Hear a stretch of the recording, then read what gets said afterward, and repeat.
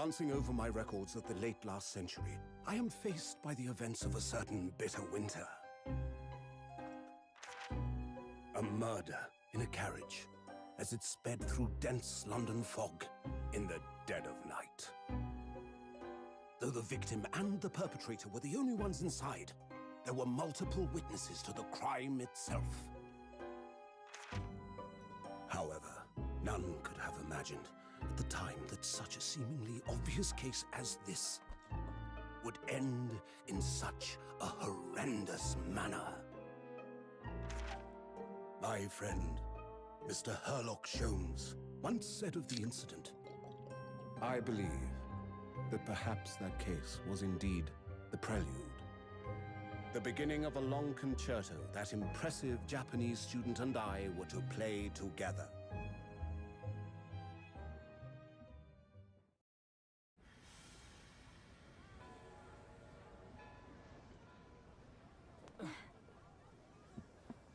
Hey, it's just had the whole thing dissected. Is this really just a railway station? Railway station or not, I've never seen such an enormous building before. And look at all the steam locomotives. This country is incredible.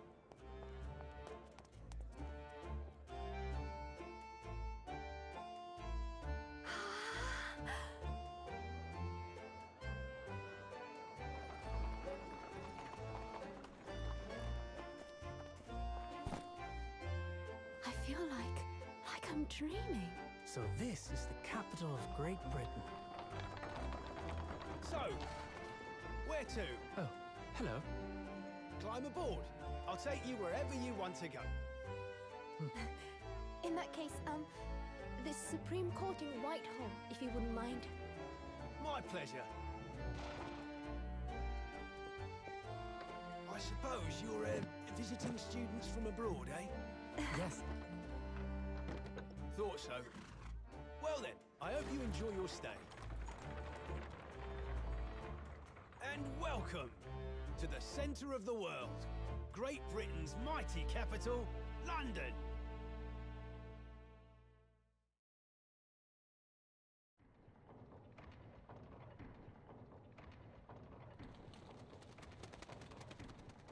Ooh, this is pretty nice.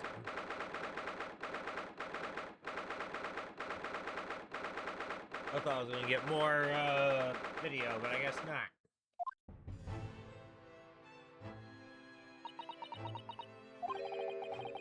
What an incredible place!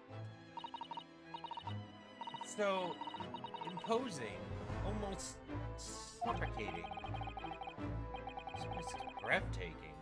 It's like a fortress. There's some strange stone building like this in Japan, of course.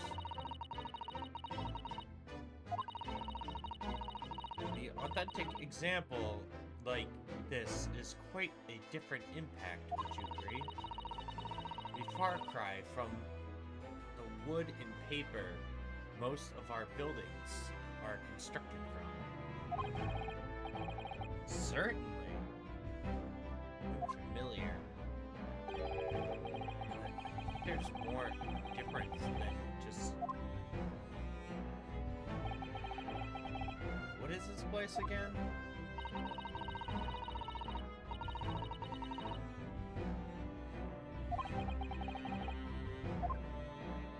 Oh, Chief Justice.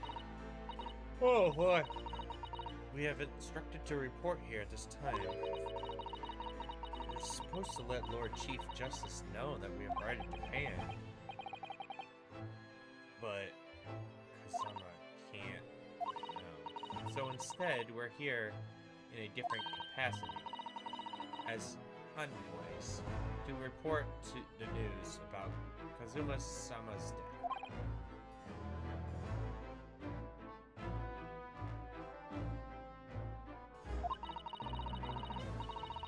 We have delivered his or her message to the envoy. So, we just have to return to Japan. I want to remain in Great Britain. I have to take Kazama's place as law student. Select for the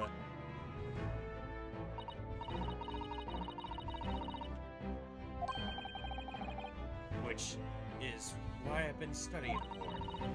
Here in Great Britain is the Lord Chief Justice who appoints lawyers. So, the second reason why we're here is you have to officially recognized as a lawyer. It's the only way that we'll be able to remain here in London.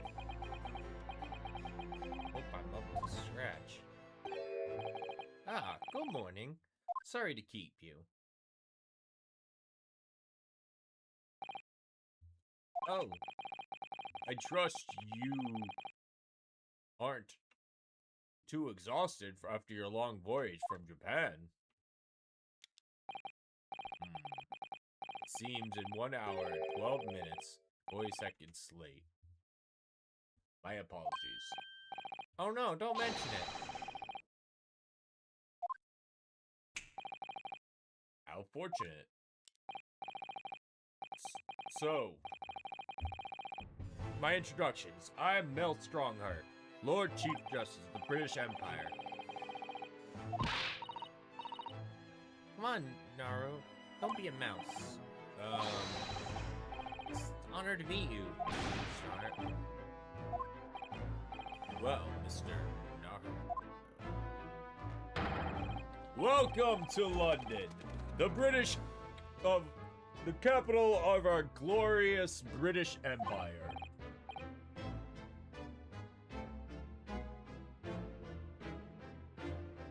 Ah, thank you.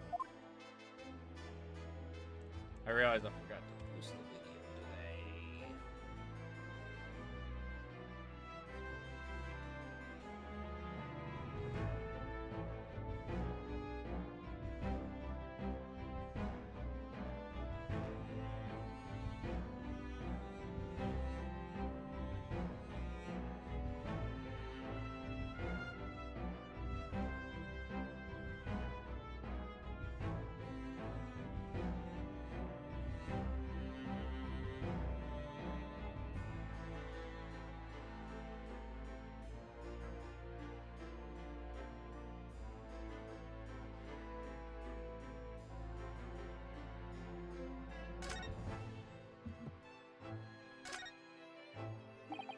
So, what's your impressions of our capital so far? How do you like London? Oh, there's hi here. I can't remember a single thing about this. It's splendid, isn't it? Oh. We had a wonderful view of London streets from the carriage on the way here from the station. Everything is so impressive and grand. I must say, I'm almost lost for words. Glad you like it. The city boasts tramways, pipe water, and gas, even cables supplying electricity. We spearheaded every revolution, new technology in the world. Every visitor to London is astounded. Oh yes, astounded is the word.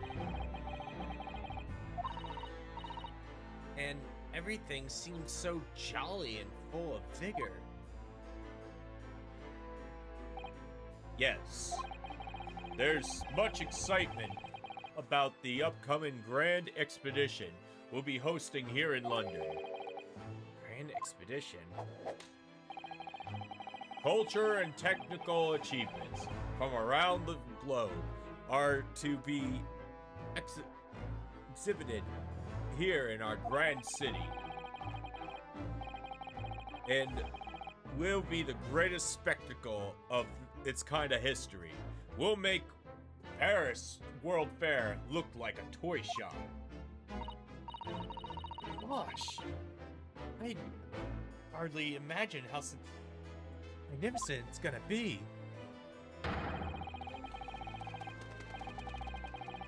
Great Britain's capital city is nothing but magnificent.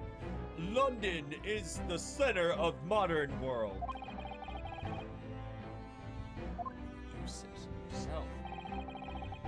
The sun will never set on our giant empire.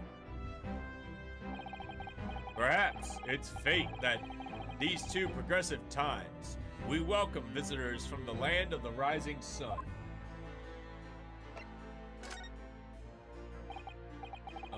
Lord Chief Justice, you were expecting a student, weren't you? Absolutely.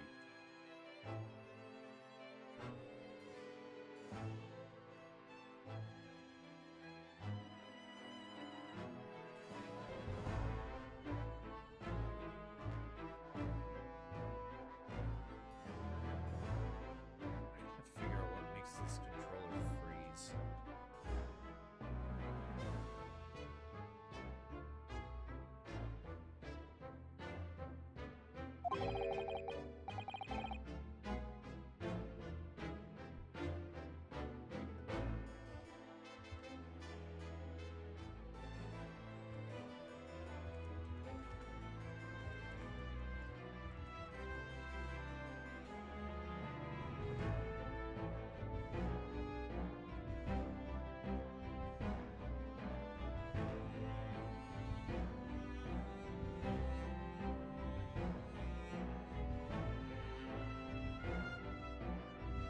Alright, I'll fix that crap later.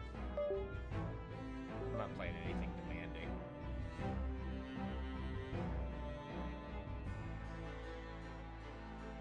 Hey, Mr. If my memory serves me correct. That's right. Full report of the situation.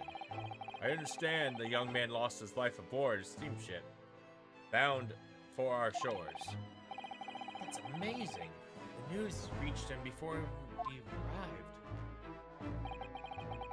My country naturally extends its deepest condolences to yours. Oh, thank you. So, you honored this appointment specifically to inform me of the news? Yes. We're here in the capacity of envoys from Japan to report the sad news in person. They tell me that you Japanese people's protocol and courtesy, I see that is true. And it is with some regret I must inform you that the death of the young lawyer means this study tour agreement can no longer proceed.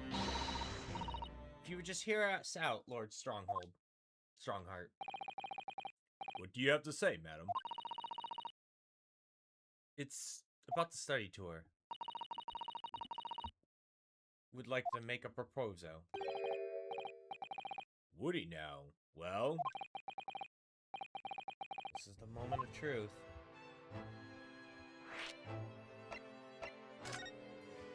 The thing is, Lord Justice, Lord Strongheart, I was wondering if you're perhaps considering allowing the study tour to go on ahead.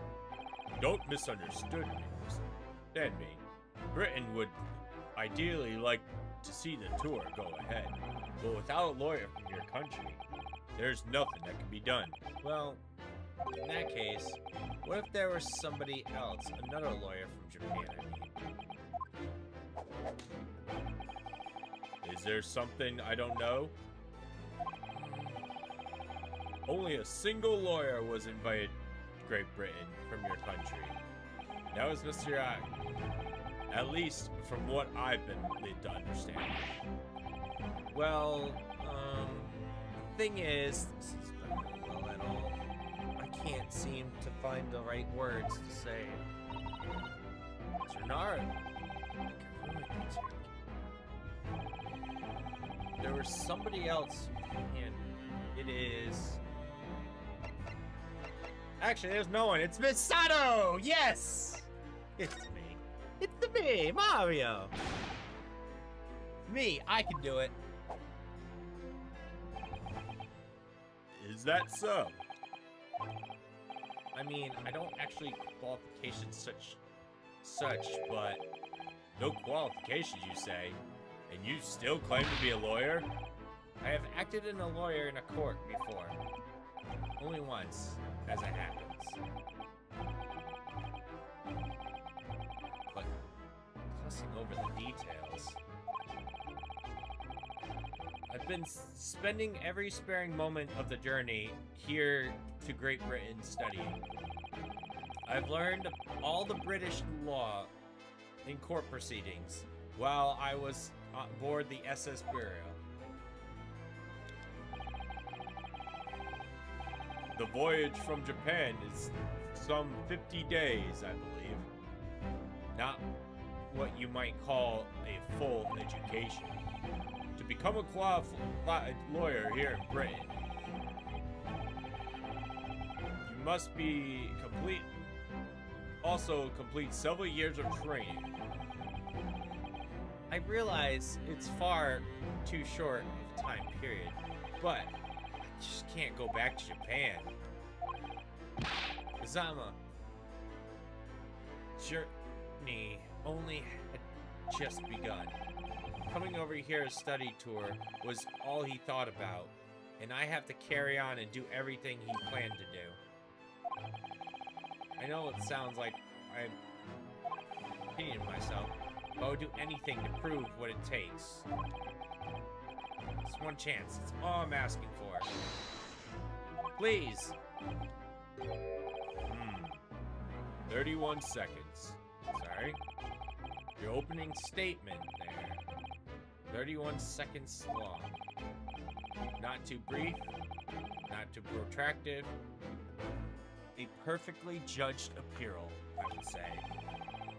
Which is a skill. Hold on.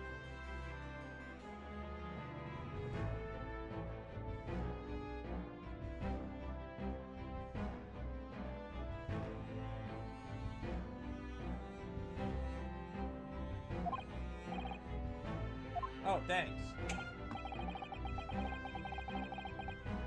So you're willing to put those words up to trial, are you?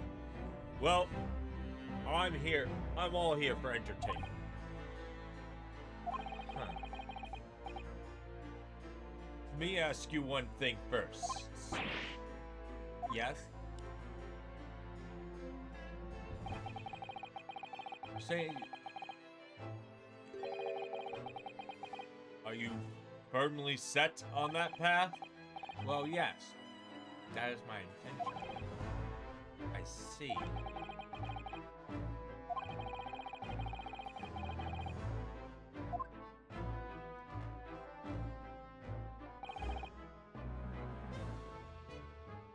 Very well. You have your wish. I'll give you a chance. A test to become a certified lawyer. Whether you pass and fail is entirely down to you. Really? So, what form of test is exactly? What do you consider a role of a lawyer to be?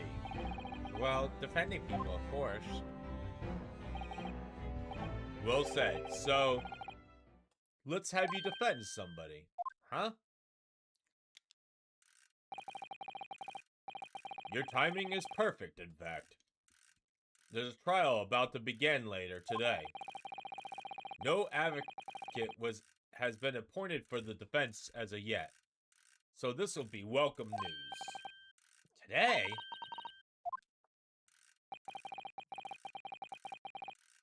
If you manage to secure a verdict of not guilty, you will pass my test, which could be simpler.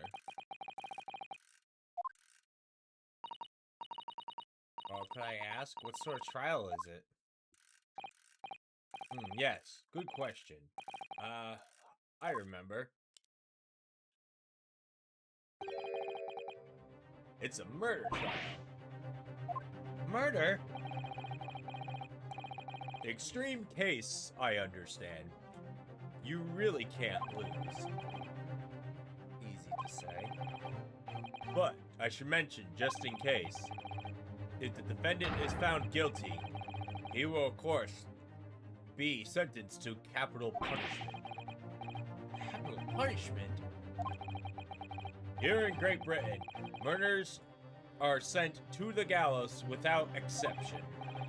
Presumably, you read too much in your C-based introduction to the British law.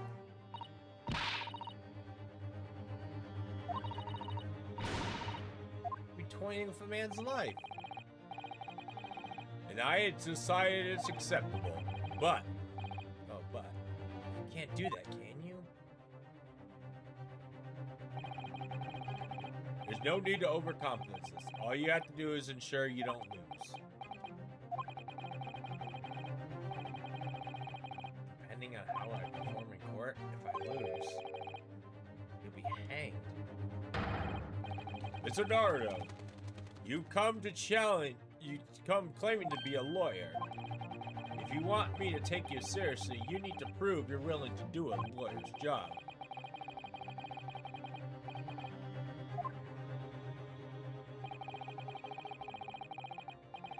I would like to understand how far you're willing to go in order to make this happen.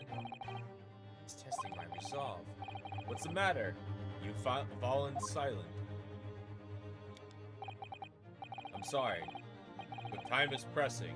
The trial will begin shortly. I need an answer from you now. What would it be? I'll do it. Alright then. If I decide... 15 seconds. Your decision making needs work if you want to be a lawyer. That was too slow. So, as I suspect... Sorry? You have noble intentions, but lack the resolve to see them through. Test is canceled. Thank you for stopping by. This conversation's over. Yes. Thank you for offering me a chance.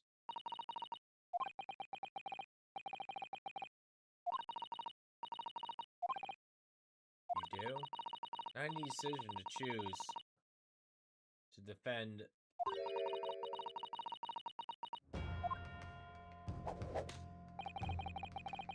What are you trying to say, madam? I think what she means is no matter how badly I'd recognize as a lawyer, say in Great Britain, the risk of another man's life, treating his one and only chance at a trial as trivially, would be utterly unforgivable. I'm sure the defendant won't see this trial as a test.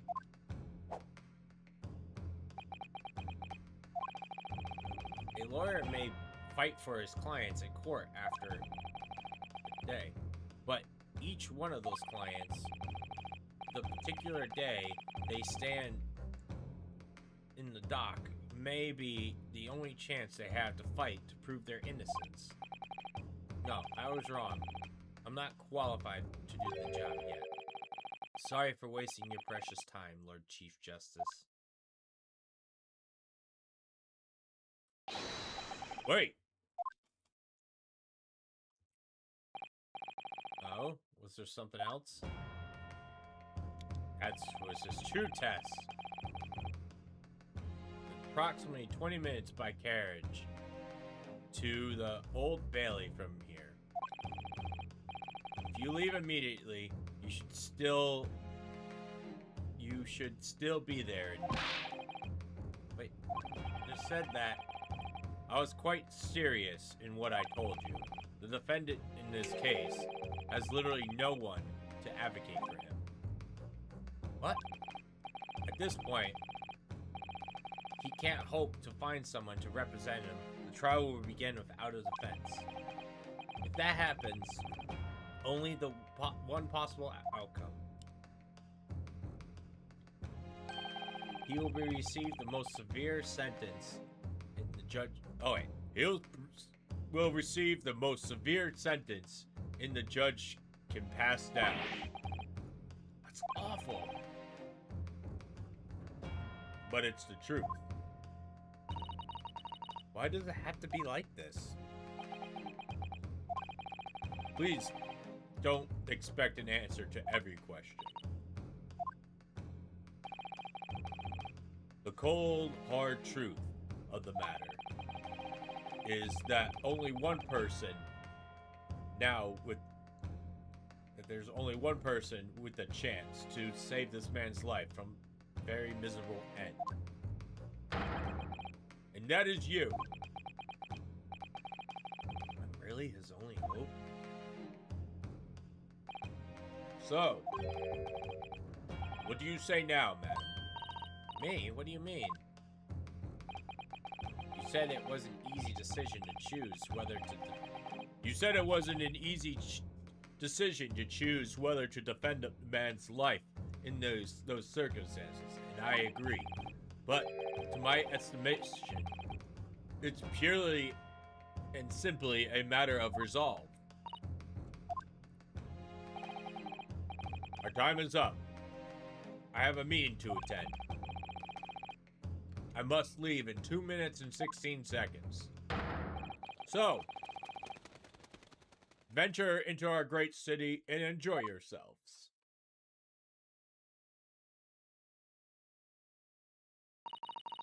He's gone. The old barely. Gonna do this. We must leave at once. Alright, let's just talk. I'm just kidding.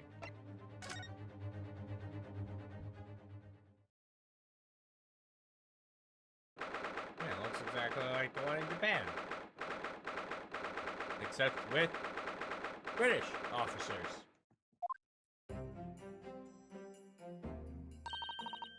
Oh, thank goodness, we're in time.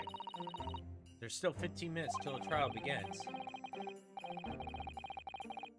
Thought my teeth was gonna rattle loose. Did you hear what I said to the driver when we climbed in? Get us to our destination in 5 minutes, driver. And there'll be a... I don't know what that is. One of my favorite lines. Sherlock Holmes stories. Not sure why you're so pleased. I thought we were going to die, and we had to pay gold for the privilege. Well, at least we arrived on time. The trial started. Anyways, I don't understand it.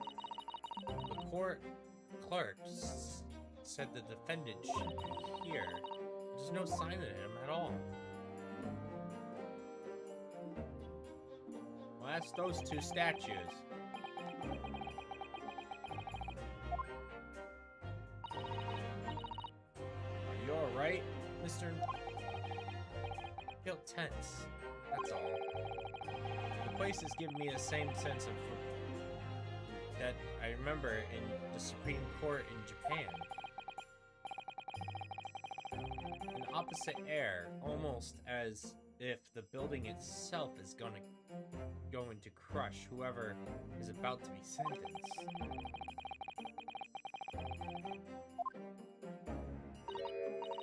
Yes. The man... Imagine he's going to feel very alone at this moment. Happy morning to you, madam. Sir? What are you doing following me here? Things are fairly desperate, are they? Sorry. Would you look at those?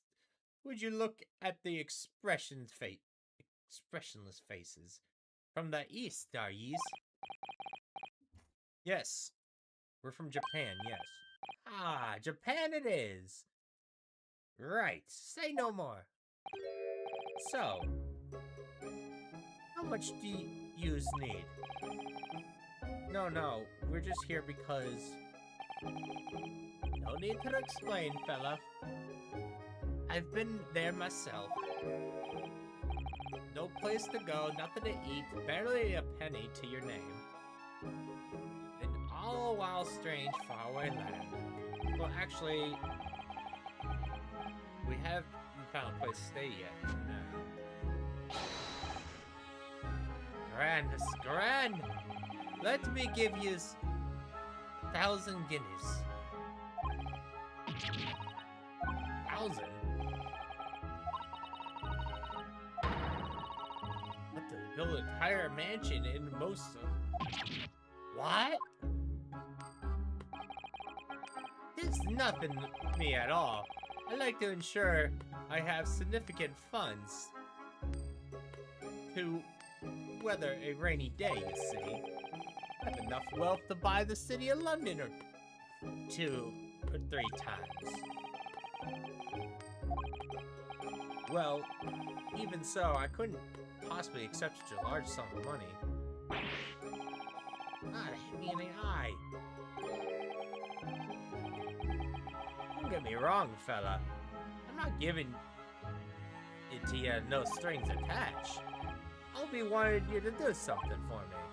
Oh? It's a little embarrassing. This trial is beginning, you see. And it's good.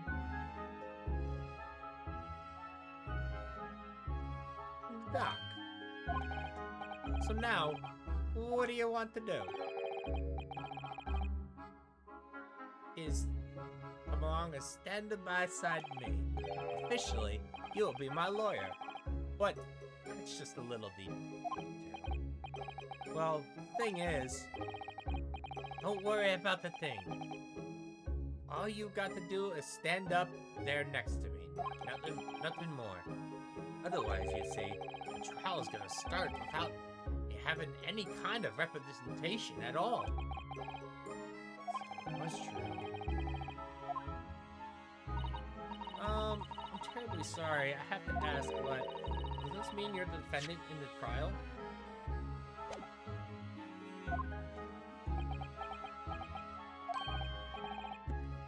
Do yous not know who I am?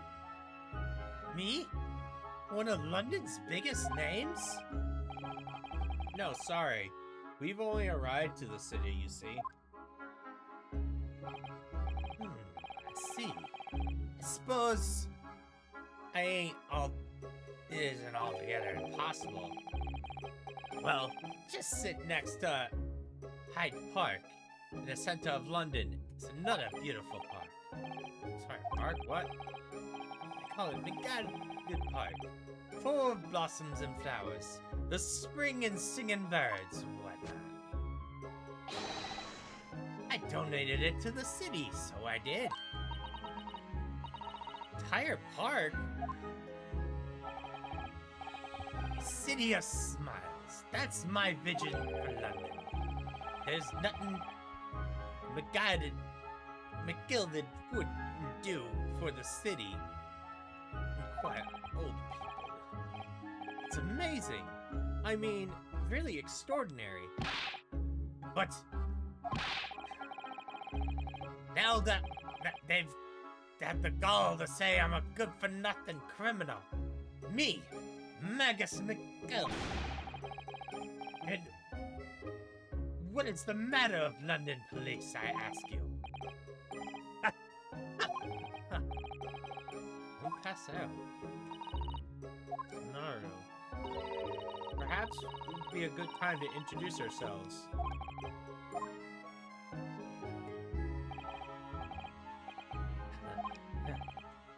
So, the thing is, we're actually here in London to study the British law. We're students in our study tour from Japan, you see. So, if you don't have a lawyer for the trial yet, and you'd be happy to put yourself in our hands. What was I saying after all? I'd given you 1,000 guinea to stand up next to me, haven't I? Yes, but I wasn't offering to stand up next to you. Oh. I think I see what's going on here. Sorry. I know what you're thinking.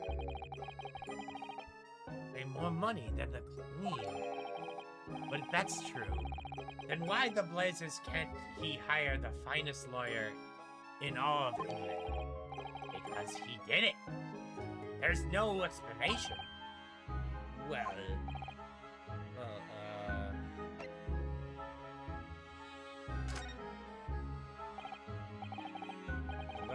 a little strange, to be honest.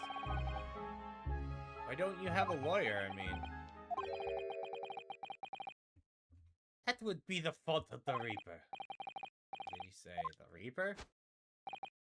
Hi, the Grand Reaper of the Bailey, Lord Buck Vens. Oh, I think it's a past person of somebody else. Prosecutor is the Grim Reaper? When Van stand for the prosecution, they called the accused his sacrificed limbs. And to this day, every single one of his trials, prosecutor, accused, has been darned. What? So, it's a situation where there's no one willing to stand up defense at all. You could say he's a living legend of the Old Belly. Goodness, Lord Bonzix. He must be an exceptional talented prosecutor.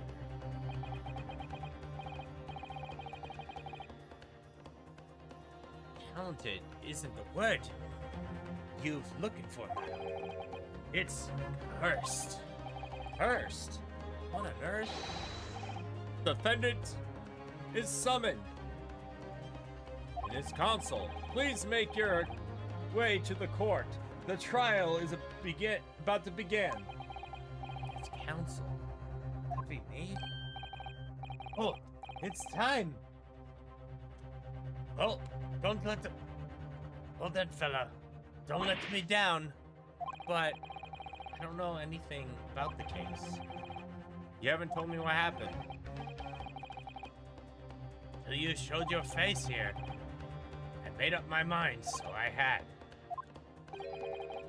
I decided I'd had to defend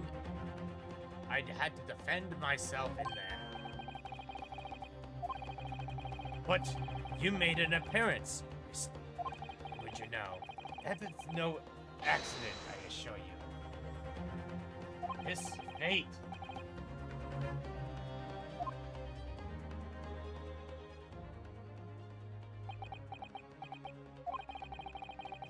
I really know nothing about the case or about this man who stand accused. In fact, the only thing I know is that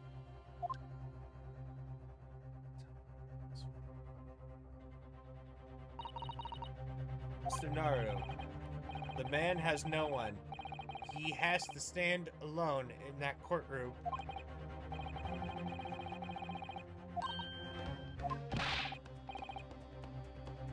What are you doing? If you're late for the trial start, you'll lose the right to stand. I'll be right there.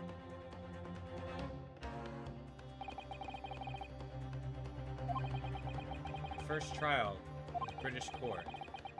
I hope you're watching over me, Kazama, because I have no idea how I'm gonna manage this.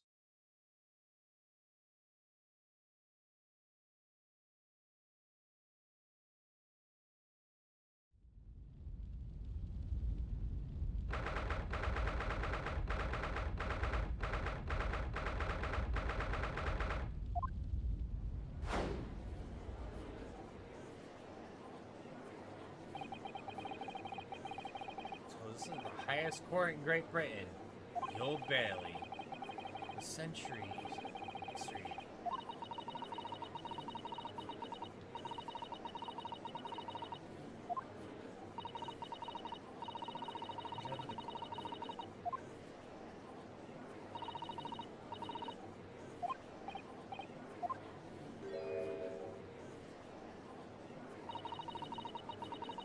Ready to pop out of your head again.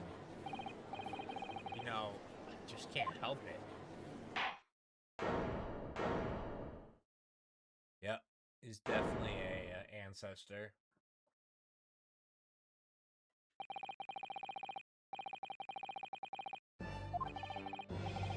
Today we're here to determine the guilt and innocence of Mr. Magus McGill. I now call upon the counsel to the prosecution and the defendant to declare the prosecution is fully prepared.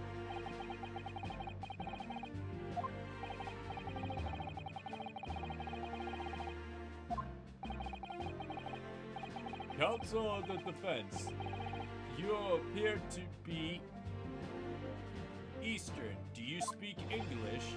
Huh? Yes, of course, sorry. But yes.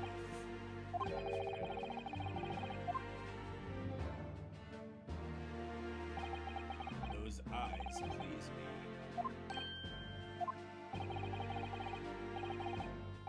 They shroud your fear, no doubt. They run wild, clinging to some phantom notion of courage.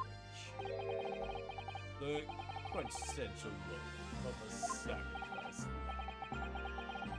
Shivers run down my spine. Now, Mr. Gilden. Yes, my lord. You stand accused of murder, a capital offense.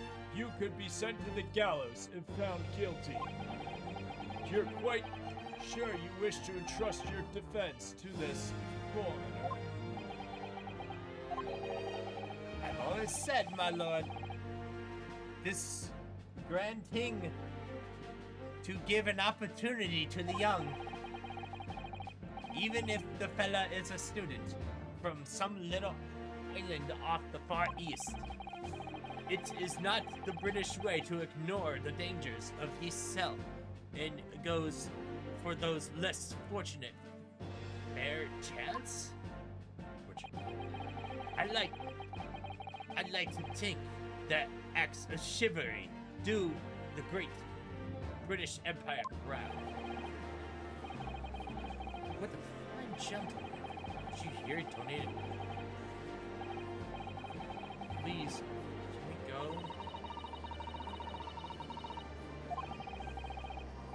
It's very welcome news. I'm surprised he couldn't convince anyone to defend him. Critically put, Mr. Guy. Most laudable sentiment. Now,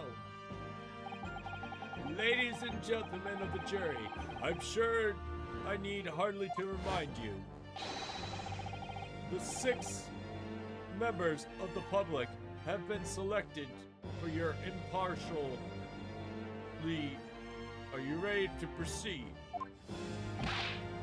Yes, my lord.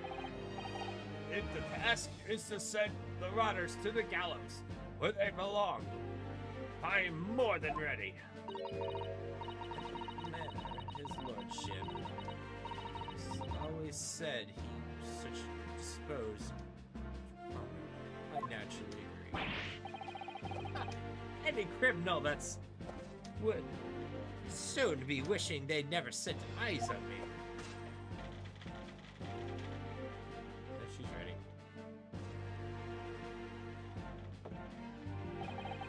I feel a chill. Oh, don't mind me, dears.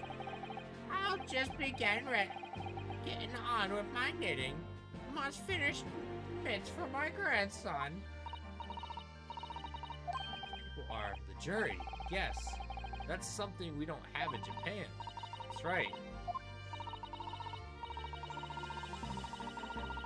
I don't know. That guy's a little fishy.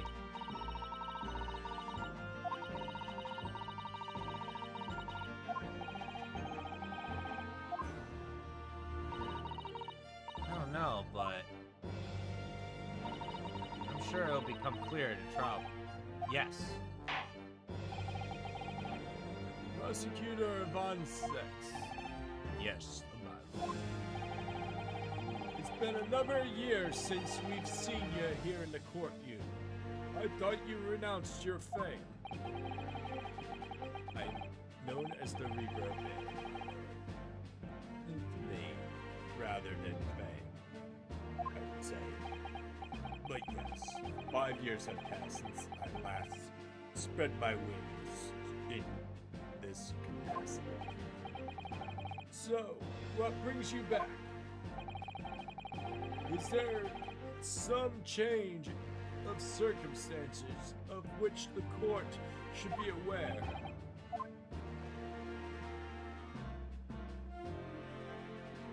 I leave it to your imagination. So the Reaper has... Yeah, why did he choose today? Don't lose heart. As you wish, sir. The court nevertheless welcomes you to return. Now then, the opening statement, I think. A summary of the case, if you please. Certainly, my lord. Your lordship is aware that this simplistic.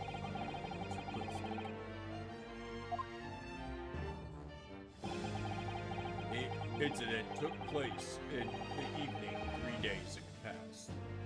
The hour was the minutes of 10 after 10. The victim was the maker of building bricks, known as the community's thrice-fired mason.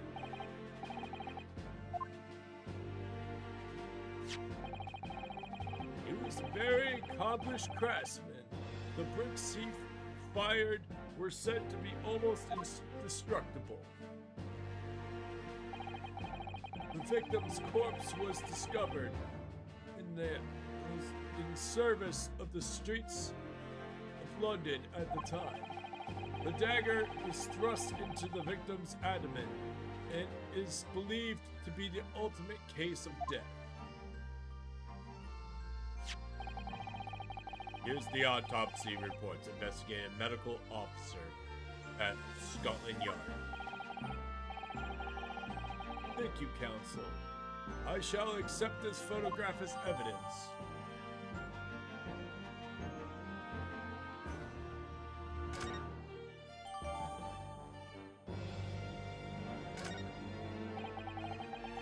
Further item of evidence. The prosecutor wishes to submit these as well. Look, it's got some, damn cranberry sauce. Good lord! Is that blood, counsel? Oh god, I can't do that in a higher pitch voice. Yes, my lord. Seized by the policeman after the scene. The gore-soaked clothes were taken from the hands of the accused when he was arrested. What? He had blood on them?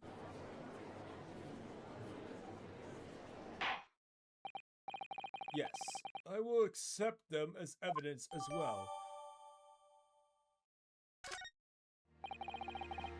How did I get into this? Continue. According to the driver of the...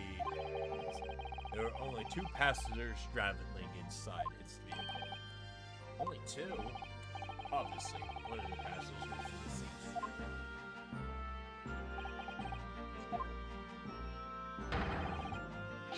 It's the accused, Magus McGill.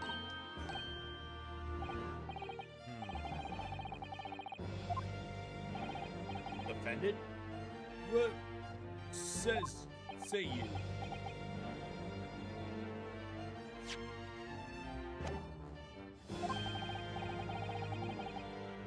Well, of course, I have no recollection of a thing. Mr. Gilden, to be sure, I rode on the Umbus that evening, but whether I'm in the carriage, I'm taking a fierce tiredness. I always succumb to it. Are you claiming to be asleep? This is the motion of the carriage, my lord. So it is. I was opened my eyes again. This was a desperate sight before me. The body of a man I'd never laid eyes on before in my life. Now I ask you, the good-hearted soul wouldn't rush to help a fellow bleeding from his stomach. I wasn't about to start worrying about me gloves now, was I? So I reached out to give a man a hand.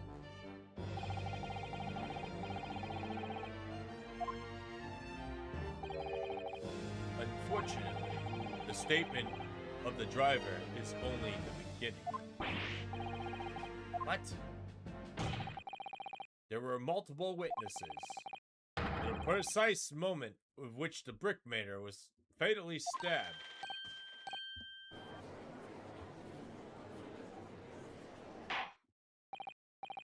Order! Order! Order! When each killing took place, the victim and the accused were in the carriage, and they were witness to the crime. This is not just a case of compellent evidence. It's a nail in the coffin for the accused. Thank you, counsel. Made it quite clear.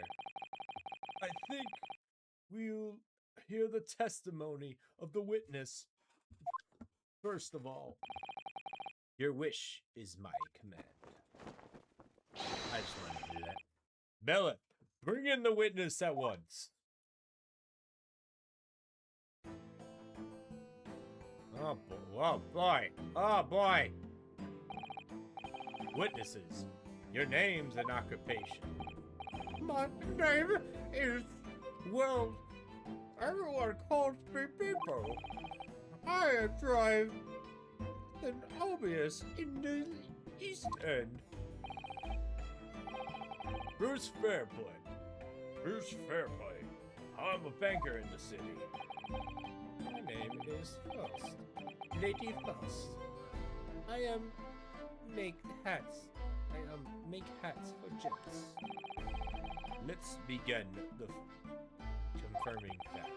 3 days ago, a short time after 10 o'clock in the evening, all of you present in the stands were in an obvious at the witness. Is that correct? Yes, sir. Quite right. Yes, sir. That's right, sir. Very well. Let's proceed to your form testimonies, please. Each of you will tell the court precisely what you saw.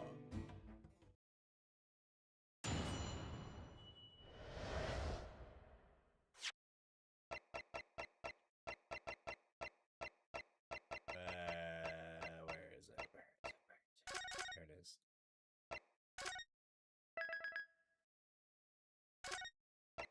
This one's gonna be perfect run. That's gonna be not too perfect. It was last bus in the evening, so I knew customers. I remember it well. The victim and the man accused of the killing were set next to each other inside the bus. Then, out of the blue, The accused rushed over and plunged his knife into his gut. That's right. He stabbed him. I screamed. I did. Couldn't help it. As soon as I heard the scream, I stopped my bus. And I saw it too. Oh boy.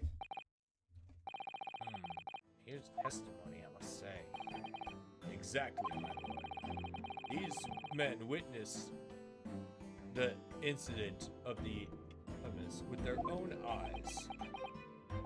I'd like to ask a question, if I may. Yes, counsel? Well, this testimony makes absolutely no sense to me whatsoever. Why not? Well, the incident took place in a moving carriage, didn't it? It's been clearly stated outside, yes. Well, in that case, how could two witnesses have seen what happened? There's no way they could have seen the inside of a moving carriage.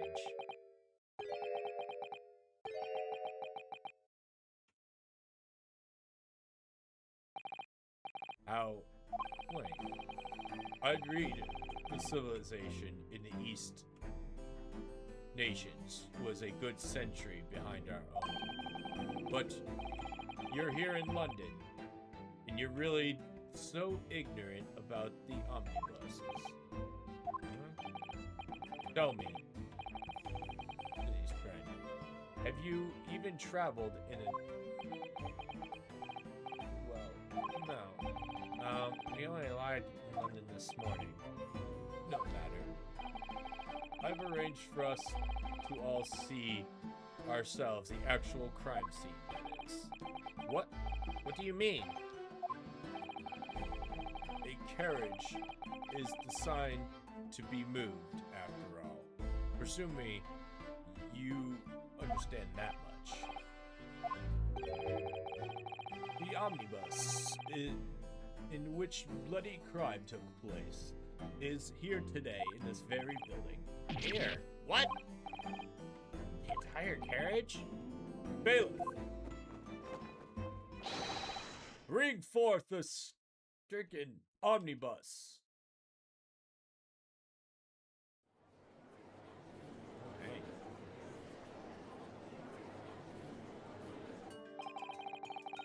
So that's an omnibus.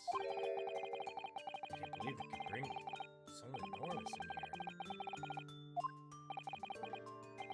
As you can see, the omnibus is pulled by 2 horses, and it can carry up to 8 passengers. 4 passengers seated in the enclosed cabin, and the 4 on the rooftop.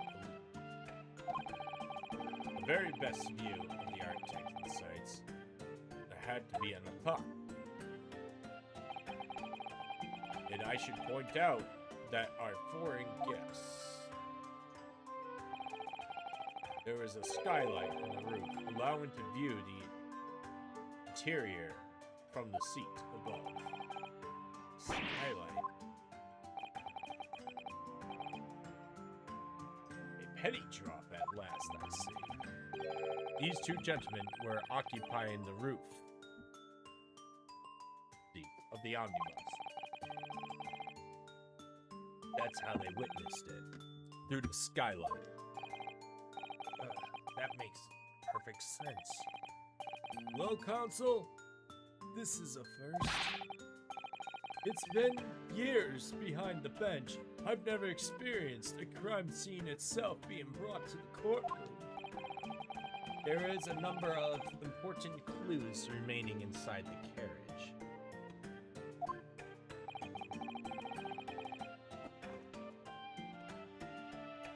I would like to submit the omnibus itself as evidence.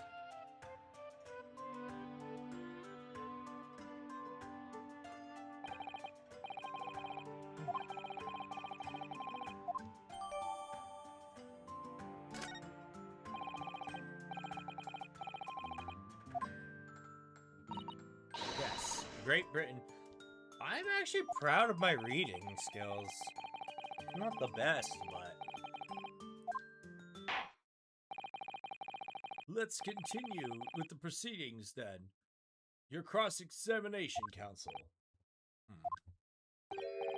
Ray, don't expect the stray to understand the British court cross-examination right.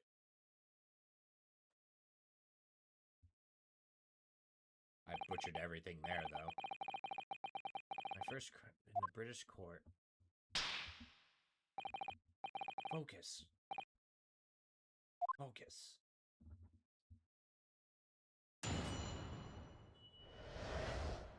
Alright. I like to, kind of like make my own little checkpoints. It was the last bus of the evening, so I had a few customers I remember well. The victim and the man accused of killing him were sat next to each other inside the bus. And out of the blue, the cursed just reached over and plunged the knife into his gut. Oh, I had an accent there. He stabbed. That's right. He stabbed him. I screamed. I did. I couldn't help it. As soon as I heard the screams, I stopped the bus, and then I saw it too. I forgot his voice already. Two people. Alright, so now we're going into skim mode, because I read better, I perceive better in the skim read. Situation here. What I'm supposed to think here. Is Mr. McGilded innocent? Could it be? Before we jump to conclusions. Alright, I need to press somebody.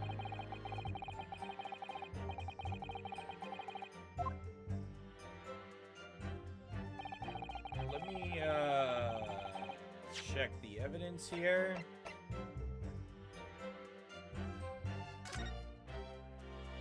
Stabbed once in the abdomen with the knife. What journey? He died due to reporting from the trauma.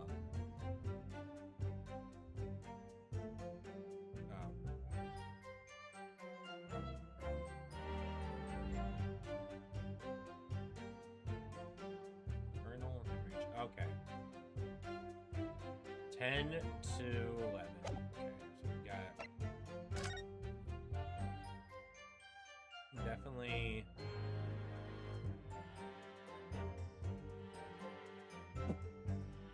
Ow. He's missing a button too.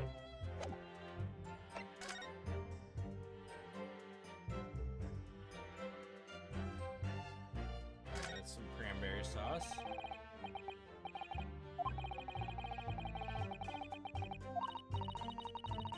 I too get cranberry sauce stuck on my hands sometimes.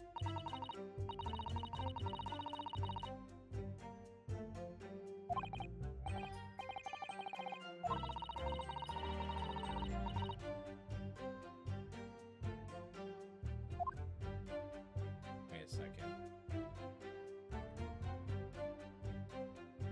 So, okay. Good to know. So that means he's right-handed? Yep.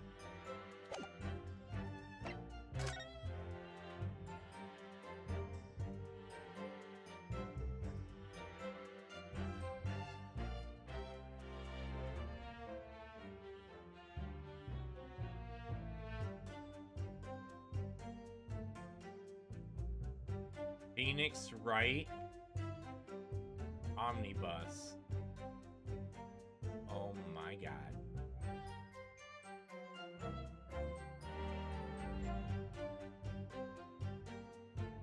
So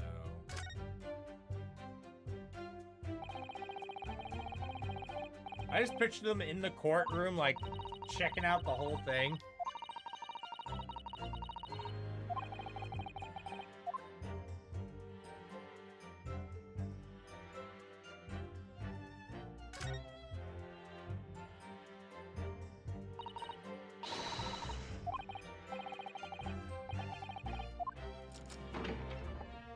check the inside.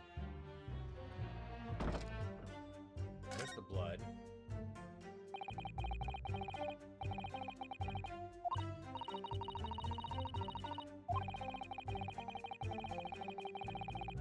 Yeah, that's what I'm wondering.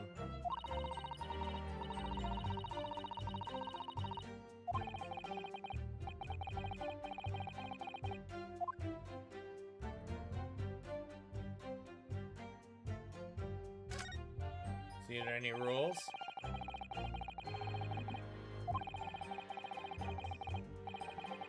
Crystal Tower.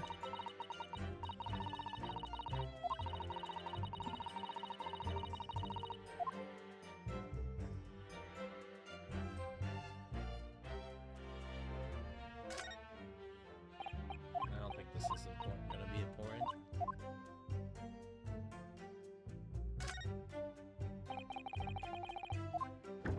As for the stuff, oh, luggage.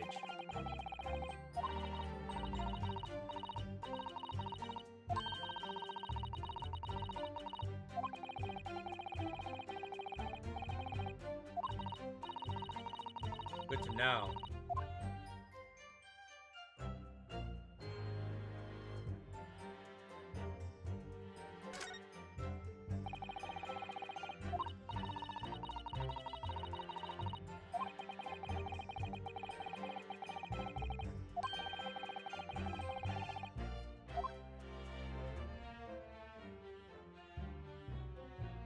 Anything else here?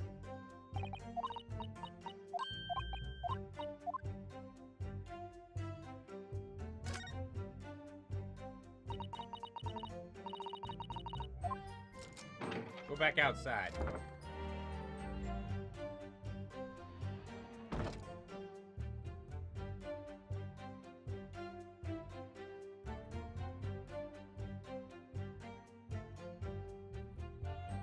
Alright, I checked out that whole thing thoroughly.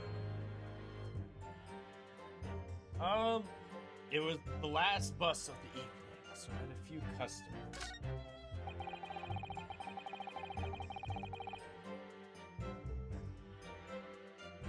Hold it! Press that.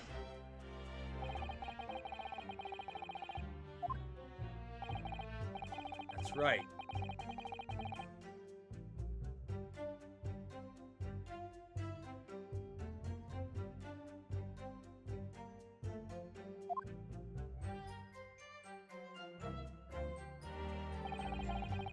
There was a lamp on the inside. Had a pretty good view. The two of them were wearing hats, and I couldn't exactly make out their faces. But there is not a shred of doubt in my mind that it was McGuy Gilded. How can you be sure? Well, how could I put it politely? Miss Gelded is a gentleman of a rather small stature. Excuse me! Oh crap, I didn't mean to do that.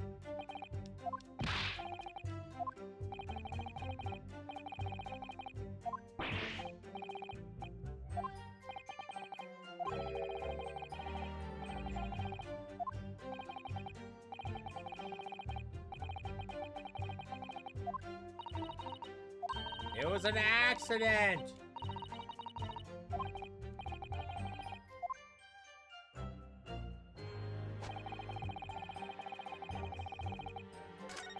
I wasn't finished with that.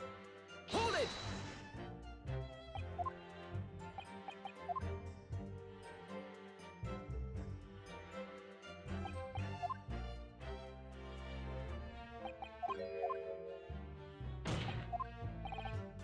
Wow, how I could have mistaken him for anybody else. Let's not forget that the vehicle came to a halt, and the only people inside in the closed cabin were the deceased. They could have hid in the cabinet. I wish there was.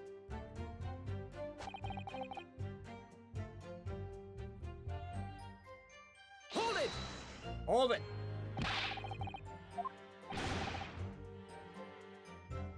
I testified that already? Or are fair, hard-working city bankers not considered trustworthy these days? No. I wouldn't trust a banker. This is no good. I really got it. Perhaps you could just tell us what you saw, my lord. Yes, Junior number 3. What's the meaning of this? My mind's made up, my lord. Completely and utterly made up. I don't like the stinking rich. I never have. They're always up to something. They're always up to something. And other than they shouldn't be to them. Little leprechaun man is no exception. He can't fool me.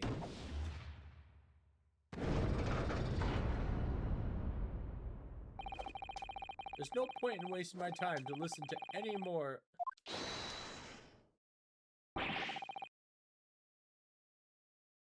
That is precisely what I was gonna say.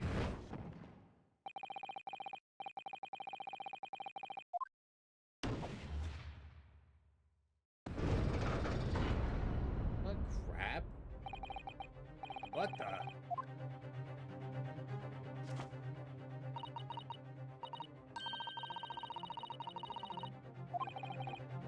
The fire. Apparently, yes. White innocent, black for guilty.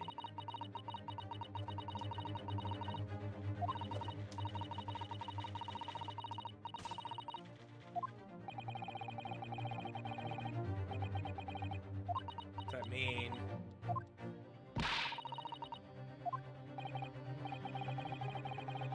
Yeah. Court now is to change in the jury's stance. The counsel for the defendant, please continue. Yes, let's not have any more interruptions. Hold it! You stabbed him, you say? You were sitting up on the roof deck.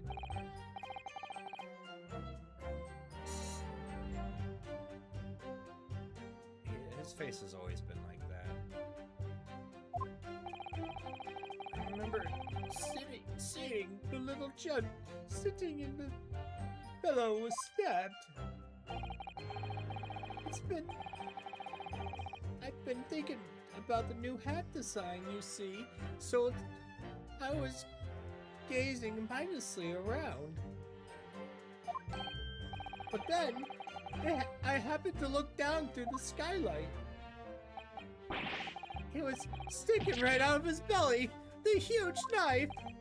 So you didn't see it? Didn't see the impact.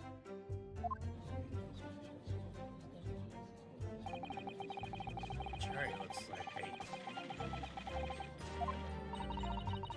Appears everyone made everyone more delirious by Mr. Guy telling the truth. Only out some evidence to counter that suspicion we do. Mr. Faust. Yes, sir. Is the knife?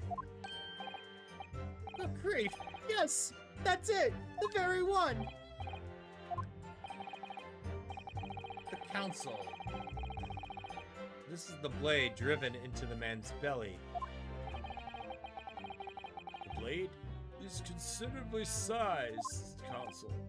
It is. And furthermore, it's blade, prominent with the certain initial. Letter M, which seems fairly familiar. M from Magus, or McGilden possibly, take your pick. It seems the particular big name in London made an objection. But there are M's everywhere. Like, yes! Like Mason. Objection! This blade is far too extravagant for a poor brickmaker to have No, this murder weapon almost certainly belongs to the accused. Not conclusive, but certainly compelling.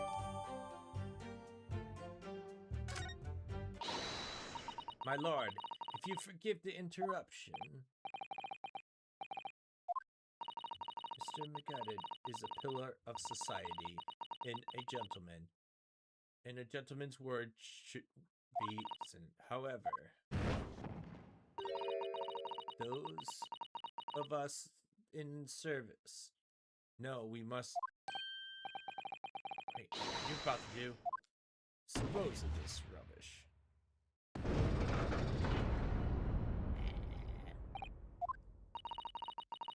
I don't wish to cause offense, but I like to eradicate all traces of filth and grime. Stop it!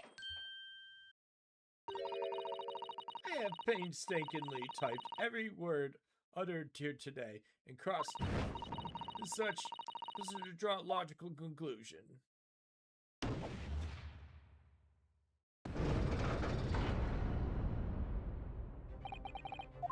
Not again. This is the fourth. There are only 2 left. Don't worry, she's too busy knitting. Just keep knitting, old lady.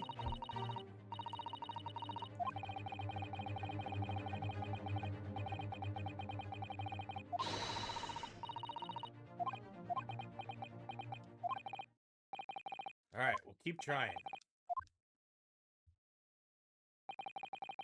Just need to keep calm and listen to the witness statements again.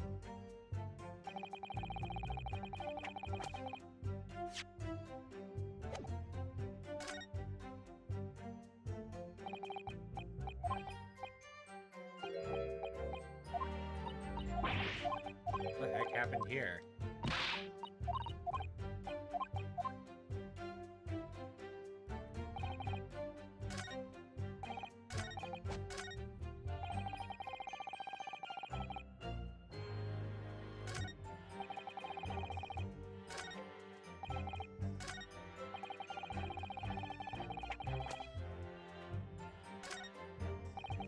That's right, he stabbed him. I screamed.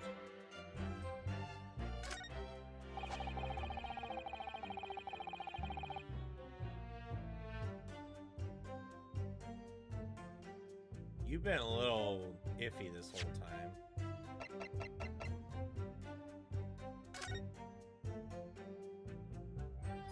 There's the M.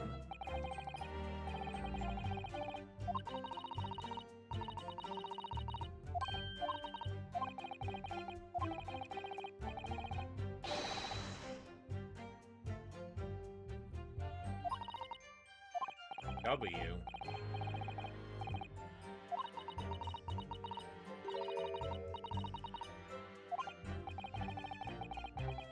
Actually looks more like a W.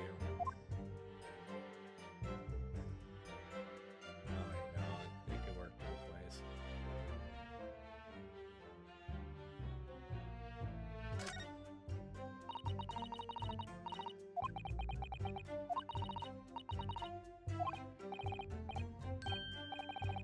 Don't like blades.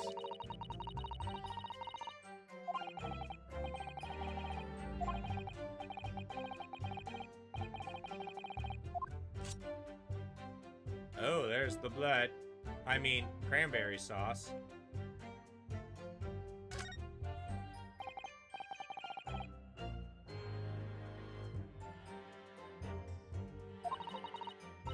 Surely blood the victims.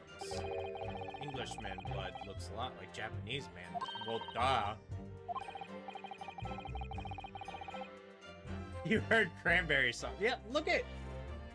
This knife fell into some cranberry sauce.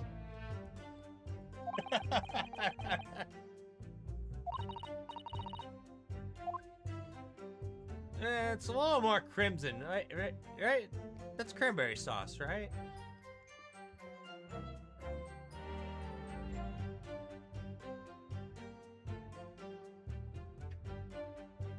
We're talking about food.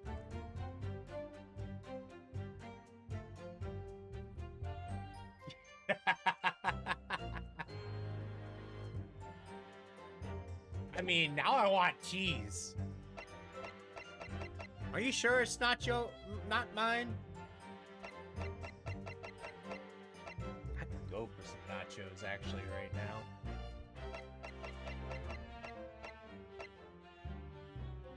You checked? Did it have your name on it?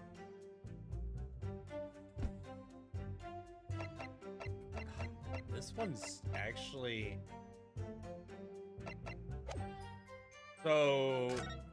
There's something weird between these two. Darn, it does say your name on it. Dang! Fine, fine, fine.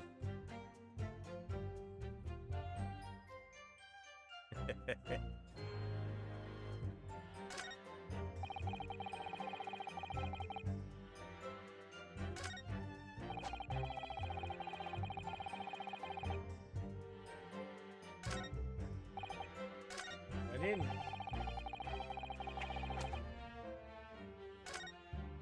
Alright. Nah, this is, gotta find contradictions and stuff. I gotta be very, I could press them, but like, the evidence is a little different. Oh yeah, it's a murder mystery. You play as basically a defense lawyer, and you gotta get that not guilty verdict.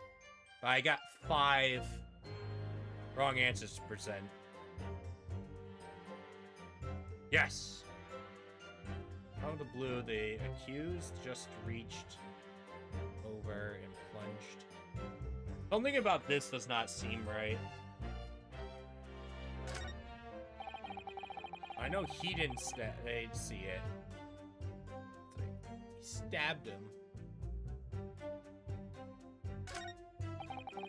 As soon as I heard it, I never pressed this one. What exactly did you see? Oh, well, I saw, sir, would be the passenger, sir. Yes, collapsed on the floor. He didn't collapse. He was sitting down, according to the picture.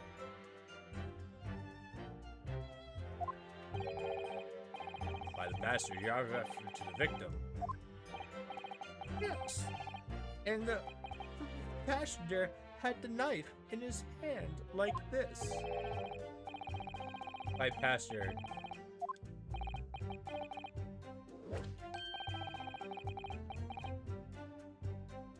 Ah! Excuse me.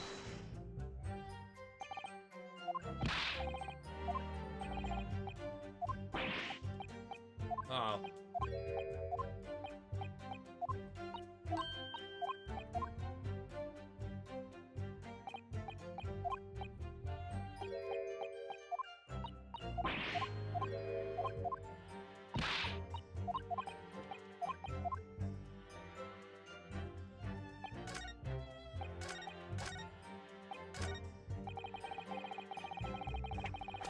Hold it!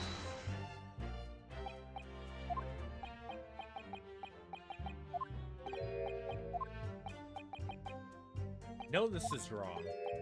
He couldn't have seen it while he was driving the carriage.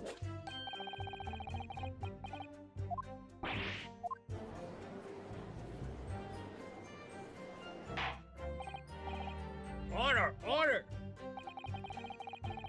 Let his greatest philanthropist.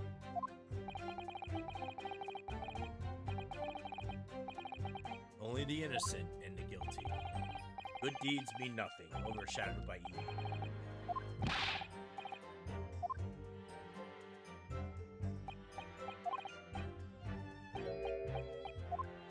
I think I may be wrong on this, but is there no window? There is no way he could have seen the, there's no window here.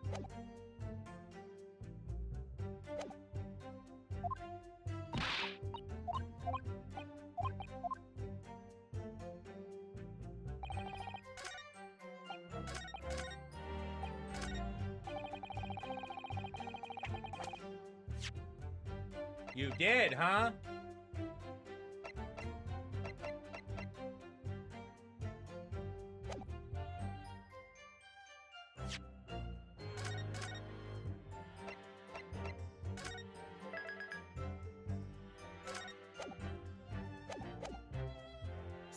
This is all I got. Objection!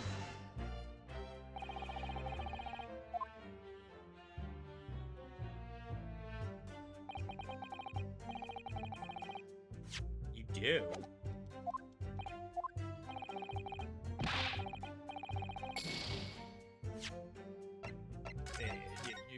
It's clear as day.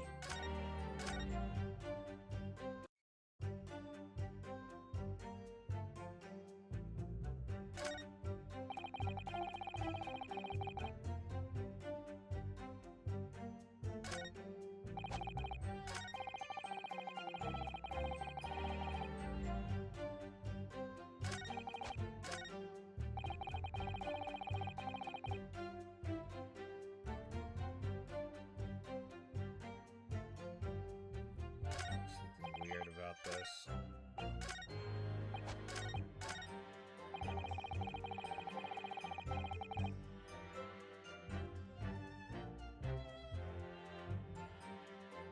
Hold it!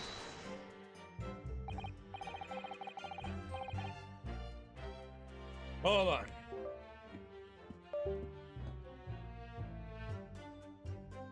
Be right to the back.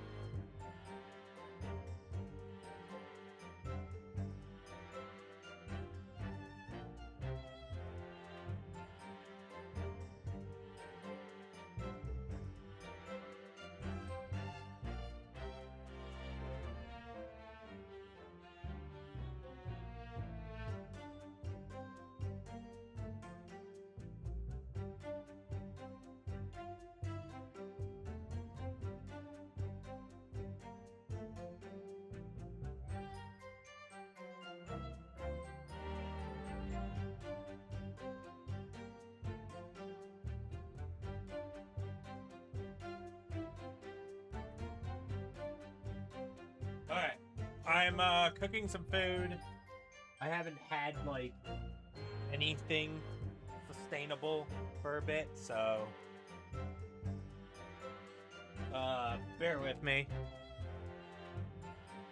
It should be a few minutes.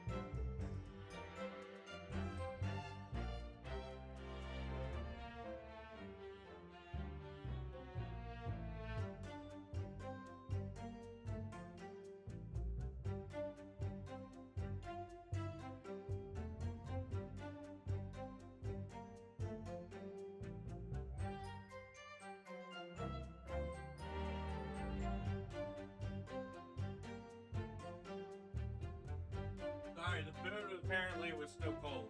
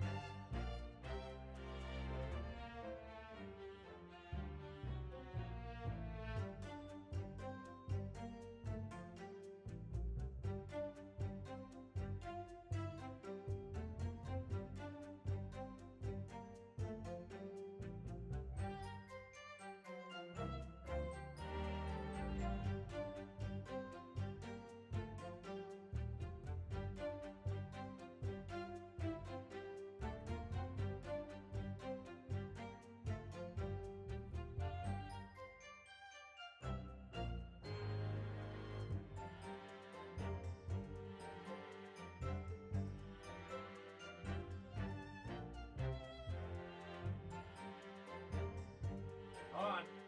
Almost there.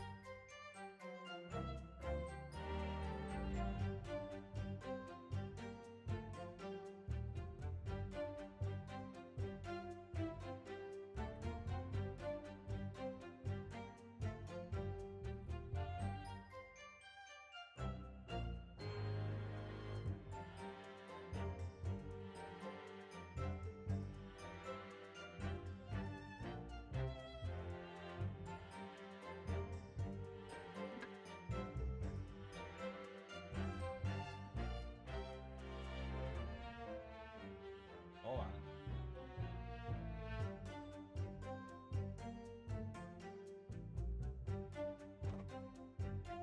Now I gotta find my app.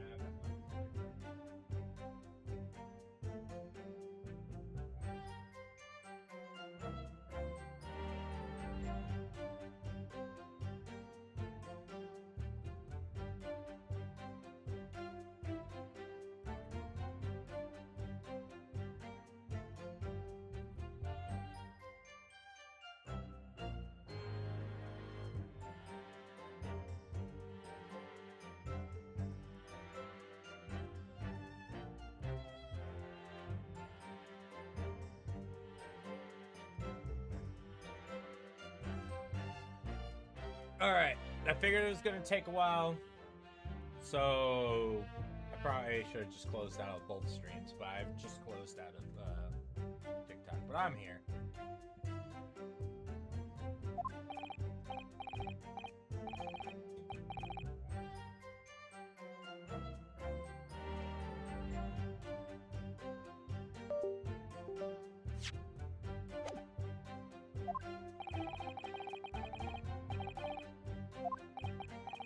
Yes!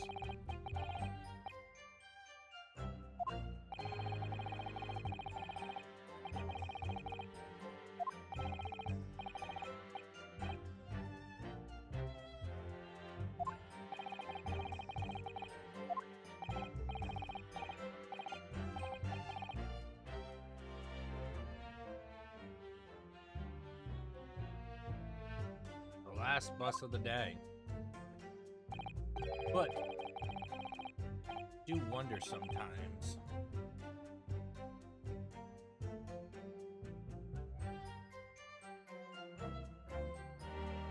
if it's... What do you mean by that? Well, with it being so cold and only making 20 pence around, I spend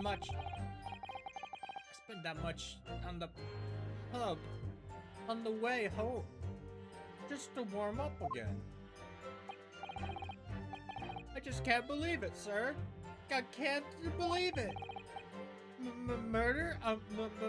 Bus? It's too awful to think about. I haven't stabbed. My lord, I wish to speak.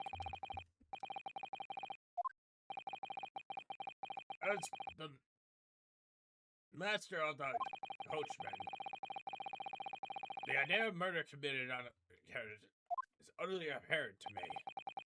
It wouldn't be right to make a decision before hearing all the facts. though I said to myself. But I've heard enough.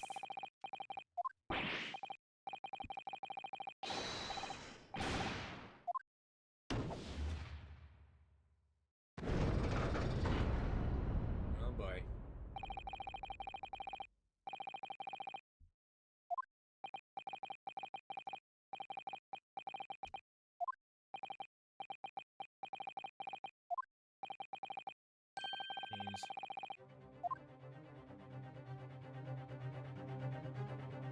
I'm just sitting here knitting.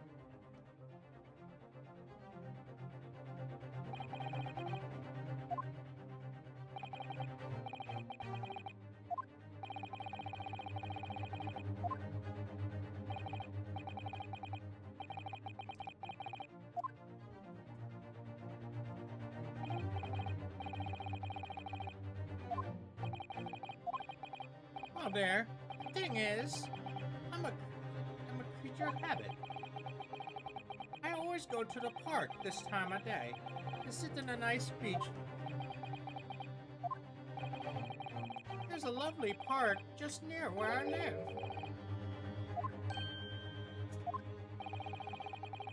The gentleman donated it to the city, you know, to put a smile on the Londoner's face, he said. I can't imagine such a fine young gentleman would have taken another man's life. He's always doing wonderful things for the city. That's right. A man like that wouldn't stab someone, surely.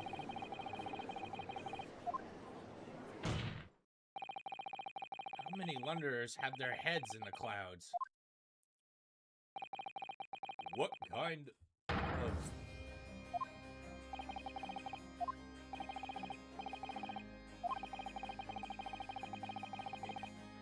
He has enough wealth to purchase an entire city he claims to value so highly. But where did it come from? Your client is Shylock, sir. And one of the very darkest of souls. Stone the crows? Gilded lent money to the rates of interest, so his victims had no hopes of repaying. Don't open that door! The default, he takes possession of everything they own. He's a vulture that preys on the weak. Never heard any mention of this before. Let's see. Haven't disturbed you, I'm sure, madam. So, this is... This is not objection! This is not part of the thing! Stop him from talking!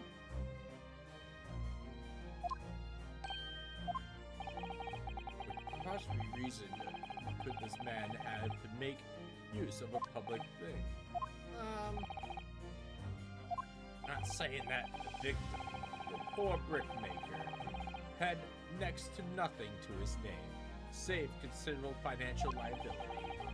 It comes as no surprise that his creditor was the accused Miguel Guyton. But let it also be known that very day Mr. Mason was killed. The final repayment date for his life. Brick Mason, he had lost his house. He had not smiled, not had a shilling, which would repay his debt.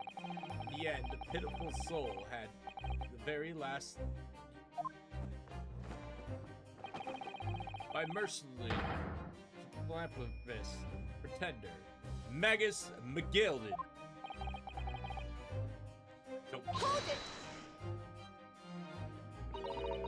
I might add something briefly.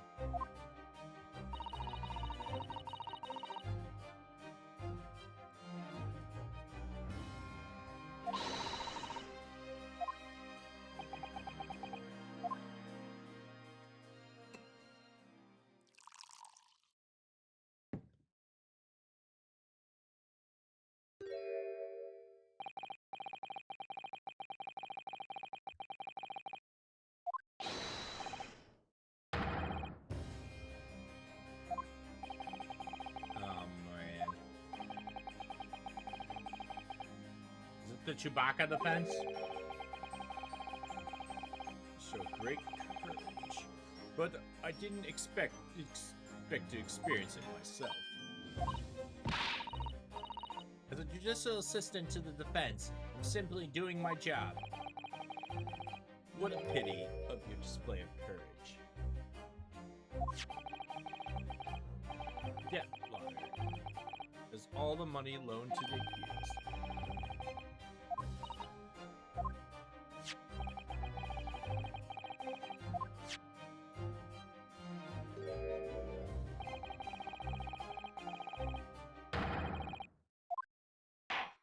You know, you could just present all the evidence now, like in the beginning. Yes, 20, dang. No, I don't want to do it on silence. Quite. Well, it would seem I've had the wool pull over my eyes. Such a pretty little park, too. What a scoundrel. Still, maybe it's all for the best. I don't stand for nonsense. Uh-oh.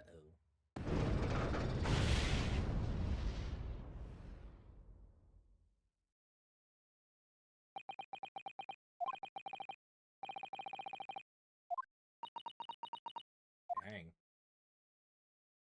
It's not over yet.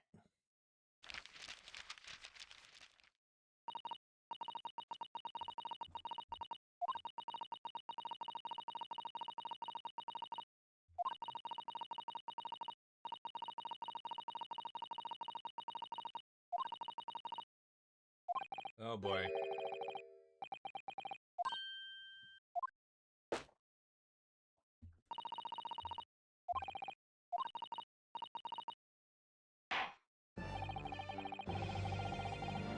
Well, just tell me. You manipulated the jurors.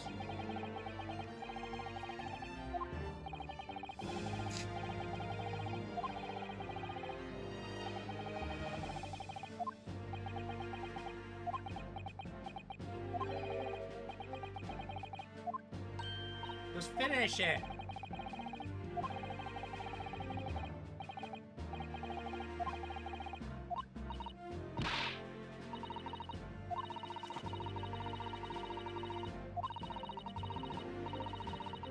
Yeah, wait, you already said this.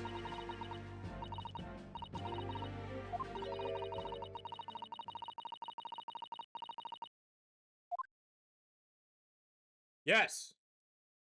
I examined the jurors. Objection!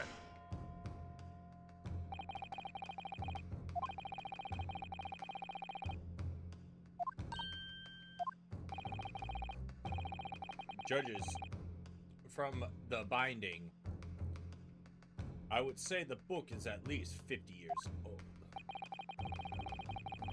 Wouldn't give such mention.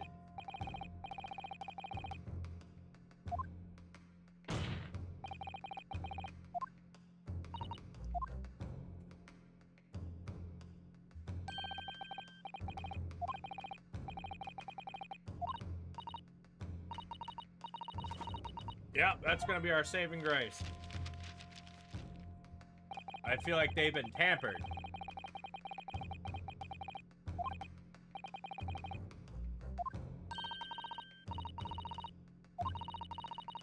It seems that the procedure will be to appeal the members of the jury.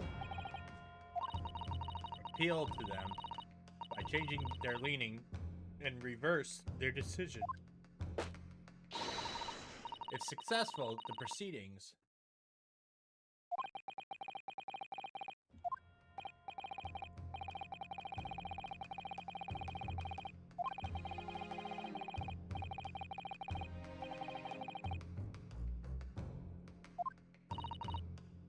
wonder why. Changing just one member of the jury would be hard enough, let alone 7. Don't. Still.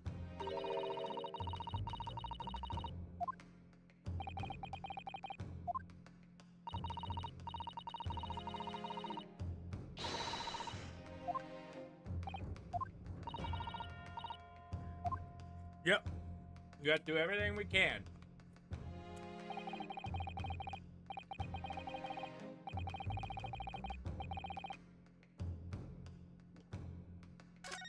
All right, sir. All right.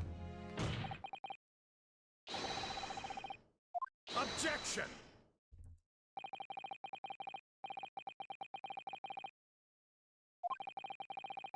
We have a duty to the world to amplify the very highest standards of judicial products. Some of the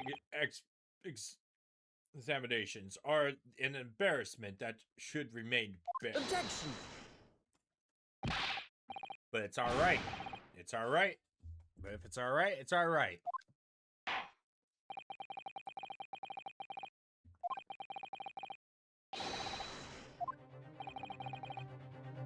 This is madness.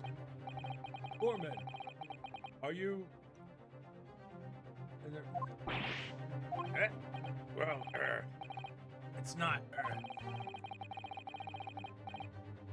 there was no mention of this in the letter I received, you see. All members of the jury will be asked to explain on what grounds they reached a decision. On what grounds? Must justify your decision and explain why you believe the defendant's guilty. My word, you're rather putting us on the spot. This is most regular. Not to mention, no mention this is made before. I don't really hold with the justify. Seem to throw the jurors off. All right.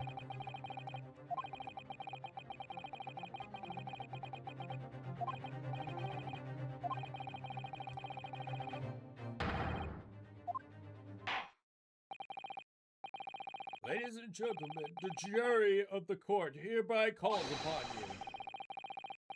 State the grounds on which you find the defendant guilty of these crimes.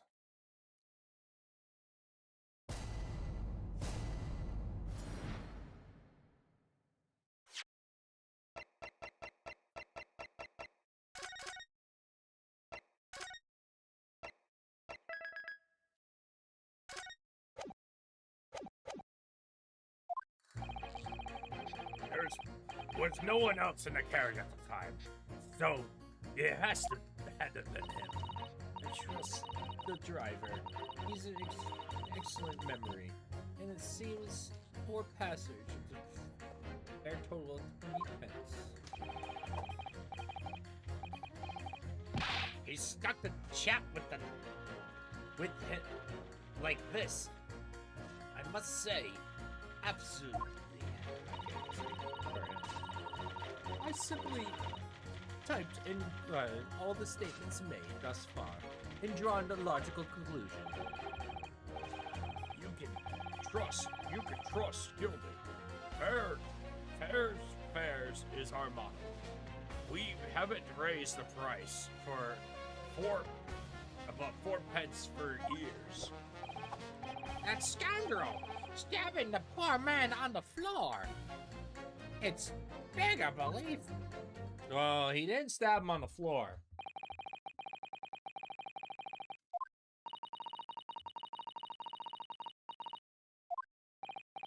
Well.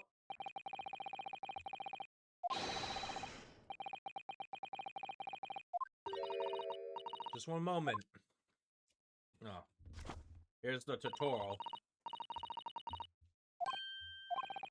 Although I was going to have, unfortunately, once the jurors decide the defendant is guilty, it's unlikely to heed anything They're unlikely to heed anything the defense says. By their own reasoning, you see, your plea will sound like excuses. In fact, this could recoil. The more you try to persuade them, the more entrenched they will become. Just citing what I read about the British law.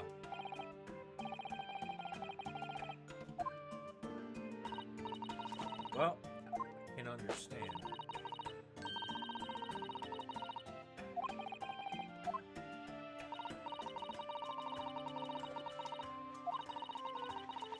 They appear to be present in the United Front, but the truth is, they're complete strangers who happen to find themselves on the courtroom.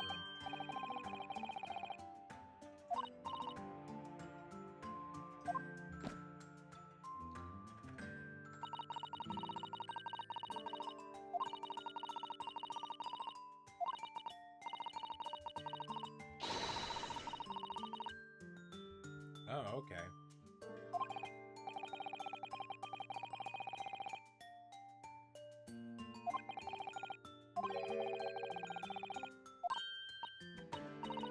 So I gotta just pin them against each other. Okay.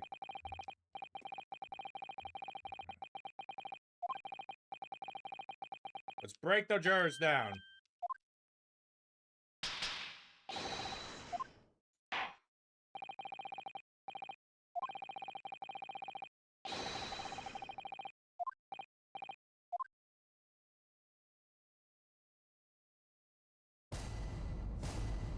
Oh, this is like the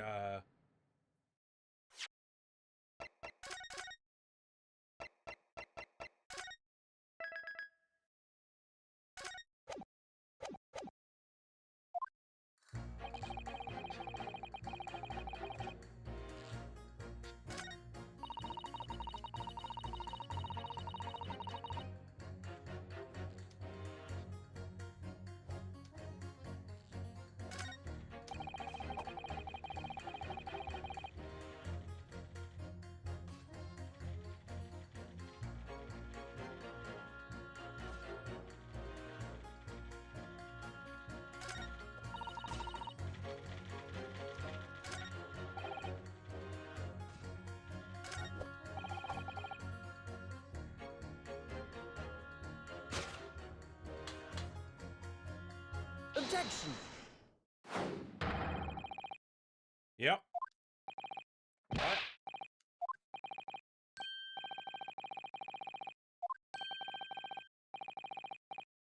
What is this contract? What does the country mean, I ask you? We've heard from one witness. They literally said the moment. Out of curiosity, juror number 3. What can you see? What? Can't you see I'm busy here?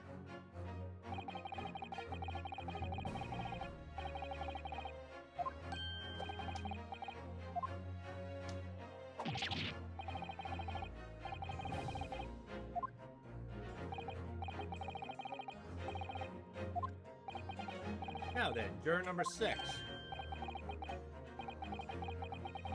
Something to do for you, young man.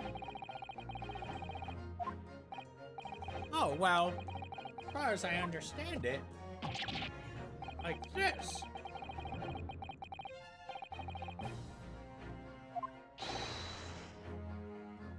Don't move. Take a look at these 2 jurors.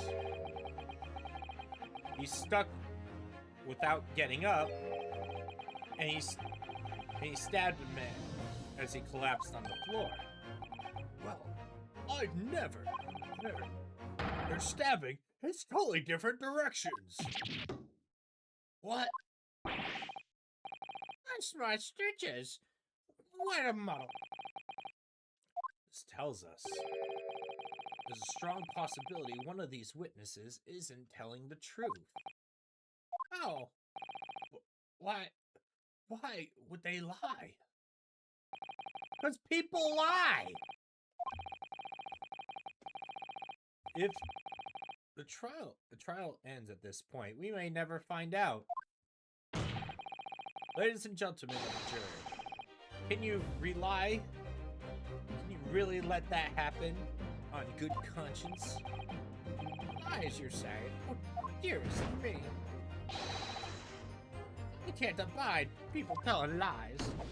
I knew sweet old lady would resent her decision. Scale. I don't believe it.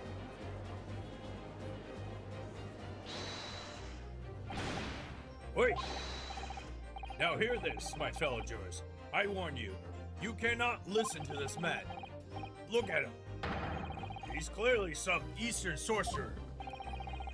Oh my god. I forgot we live in this time period.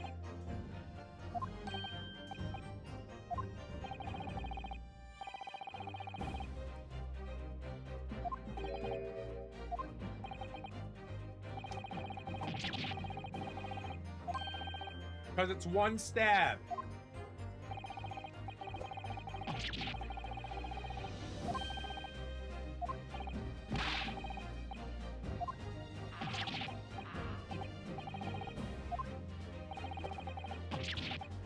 Oh no! Why, I should take this needle to you. I mean, if they do, we'll be in better hands. Did these two witnesses see?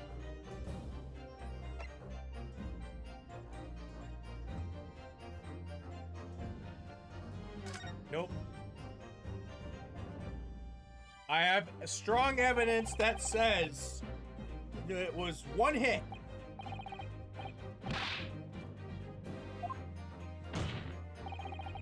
What you're suggesting is impossible. What? What are you talking about? How could you possibly say that? Do you realize I'm only doing my job?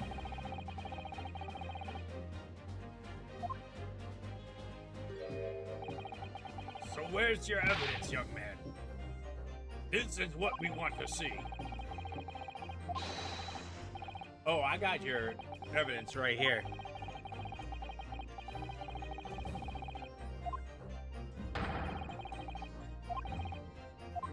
As you wish.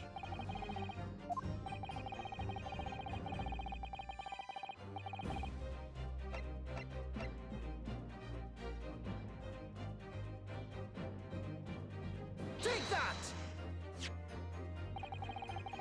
This is a victim's autopsy report. According to what's written here, Mr. Mason was stabbed in the abdomen only once. Only once?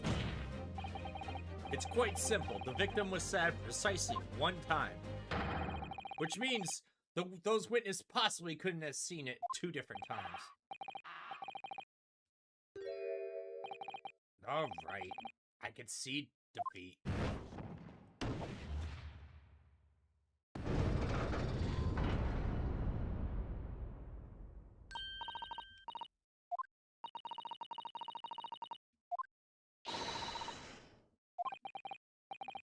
Two more, actually.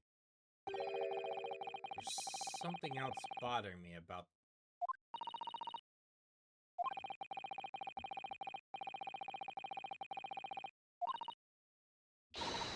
Alright.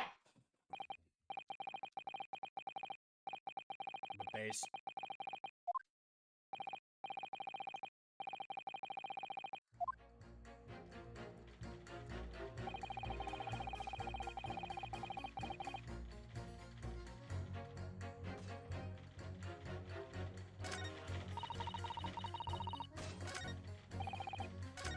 The trusted one.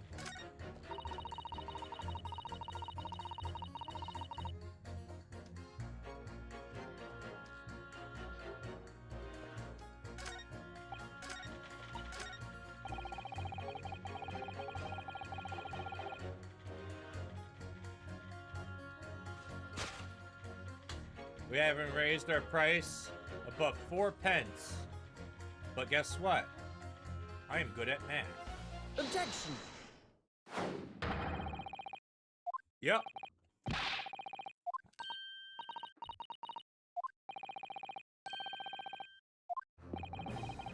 According to the group's testimony so far, there was 4 passengers.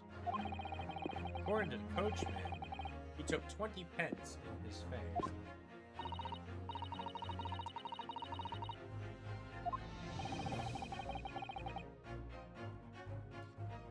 Juror number 5 told us the following.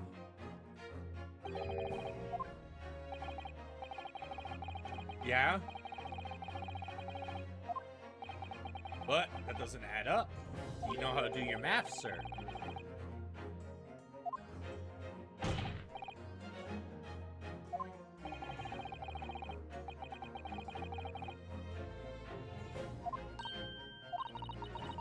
It'd be 16 pence. Exactly. By 4 pence, in fact, let's see, or 1 person fare. In other words, it's a possibility there was another passenger we heard nothing about. Oh, I didn't expect that. I didn't expect him to be lying. This can't be right. Well, I knew that would be the answer at some point, but...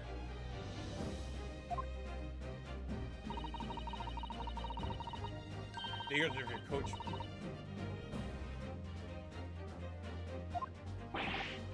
I beg your pardon? Mister, I think you ought to consider that if the news was surely spread around over London, news that one of your coachmen tried to hide the fact that a notorious character ride his omnibus. Alright then. How do I make this get so this miserable trial doesn't end? Well, according to my book here, you simply launch the ball, fire in the innocent side. Hold your horses, coachman. We were all in agreement. Wait until I can get my hands on you, Beepo.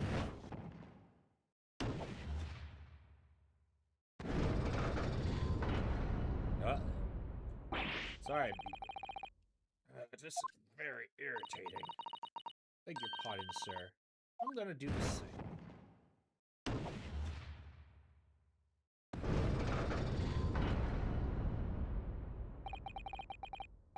Oh, Mike, not you as well.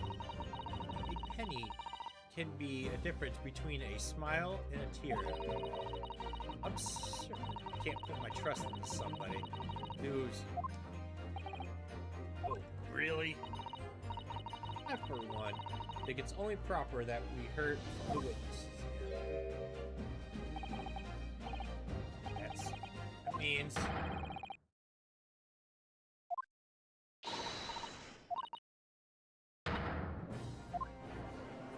Yeah, we did it! What are you playing at, you dandy fool? Shut your trap. No one deceives me. But we had a consensus. I said, set your trap. I know a liar when I see one.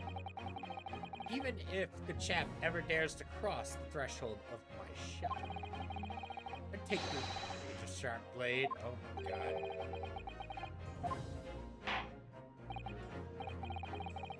A remarkable turn of events. The defendant examined flipped the balance of the justice scales. The jurors now stand at 2 guilty, 4 not guilty. According to there is no longer enough majority among them. The trial must continue. I hereby ask the defendant, the prosecution, and witness to return to their places. And I call upon all of you to continue to pursue the truth.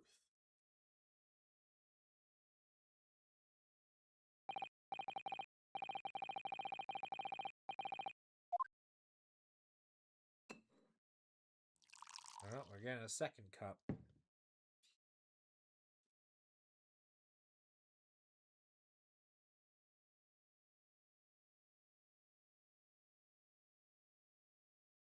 Uh-oh.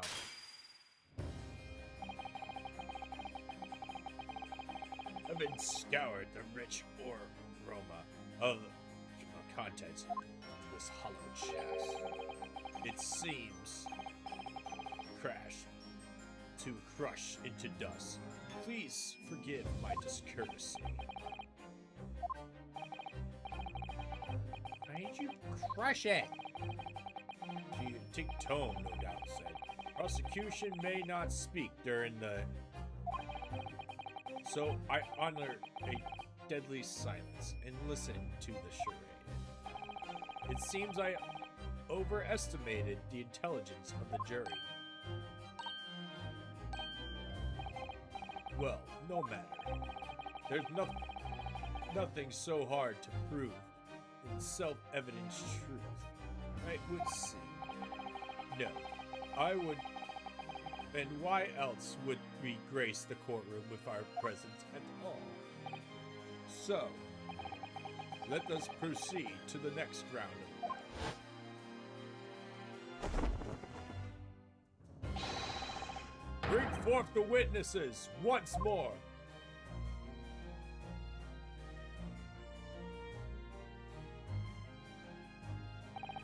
I know the worriedness. Trust you heard the examination we had to endure. Yes, sir. I did. Of course I heard. Yes, sir. I heard. You, sir, on the end.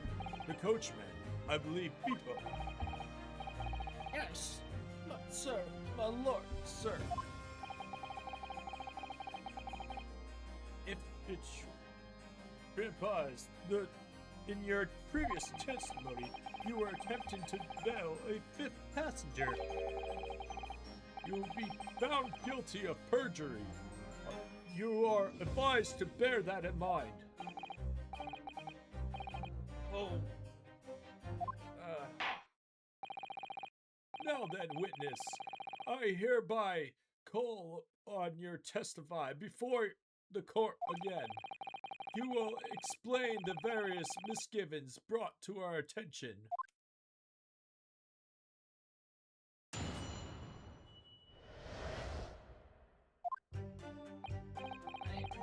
I only carried 4 passengers that night. I swear it, but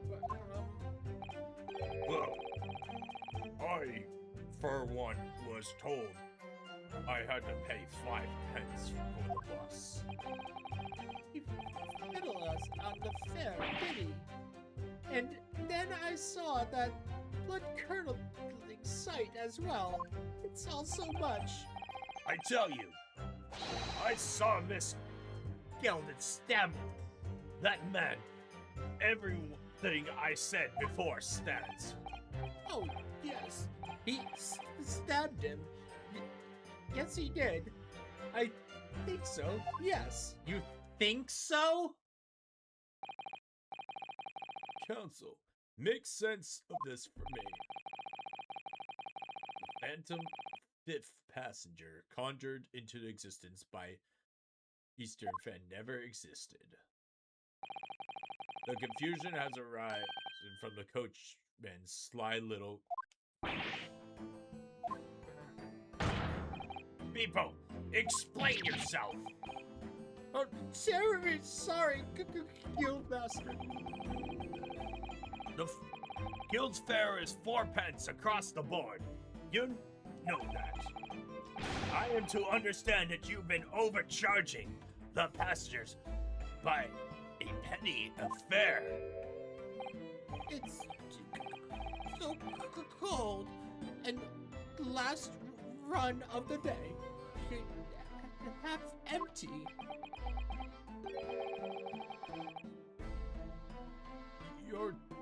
You've been dishonest, coachman. I'm sorry. You're a disgrace, people. A disgrace. Your selfish actions have brought dishonor to the entire guild. Not me. I had to pay 10 pence on the bus just last week. What?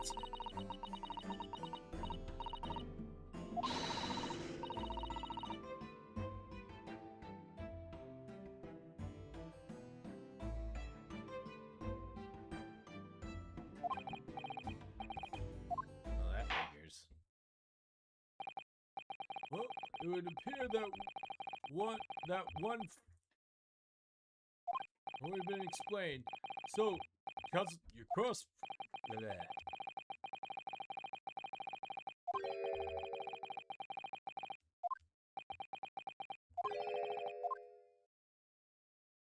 I'll just convince them again.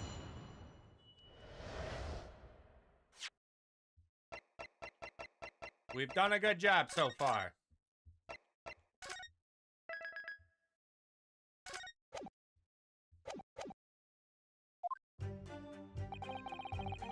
Carried 4 passengers that night, but I swear,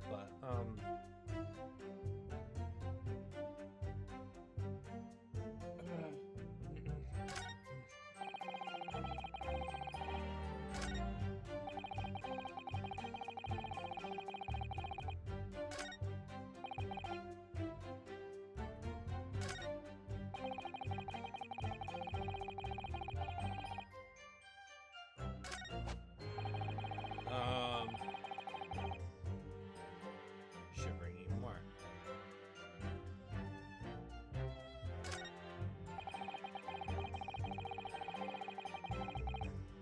What was the blood-quartering sight you saw?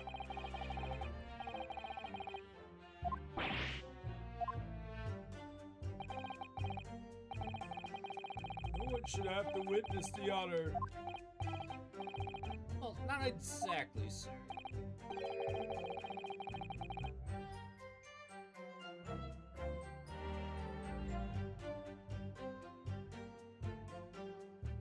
I'm not shivering anymore.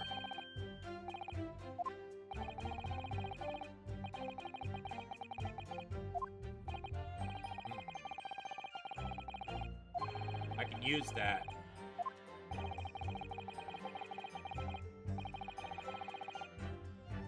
You're actually blinking now.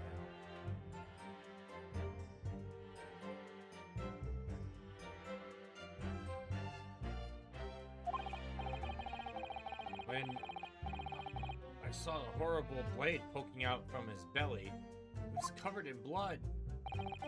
Every time I see a knife now, I can't help screaming, even when I'm eating.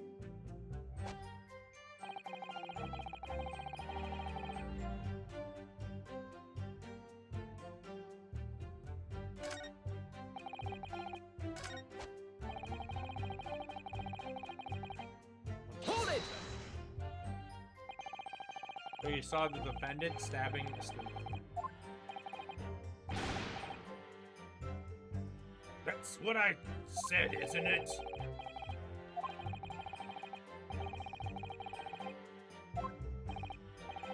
Anyways, there was only 2 of us inside the carriage, wasn't there?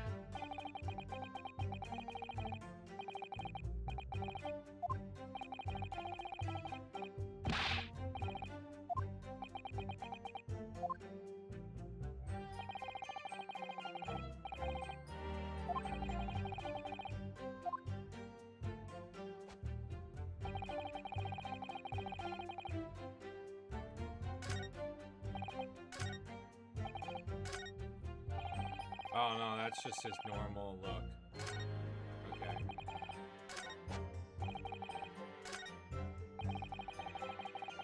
Oh yes, I think so. He thinks so. Hold it! Earlier you testified a moment, didn't you? You guys look a little different. Okay. You said the victim was found on the floor and described the knife in a ice pick grip. Oh, he looks guilty as it is. I suppose. Maybe. Yes. Put in the cart before the horse, maybe. What is this? Well, I'm quite sure about most of it. Driving the horses, heard a loud scream from the seat of the roof deck. Oh, I expect that's me, sir. Then when I turned, yes, I saw it through the skylight. The gentleman was on the floor, and the knife was sticking up his midriff. Yes, the fellow holding the handle was a famous man.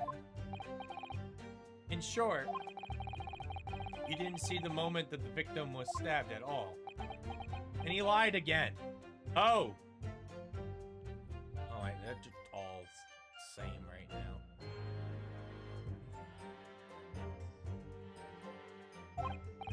I really thought I did, but when I go over it again in my head, no, I suppose I didn't actually see the precise moment.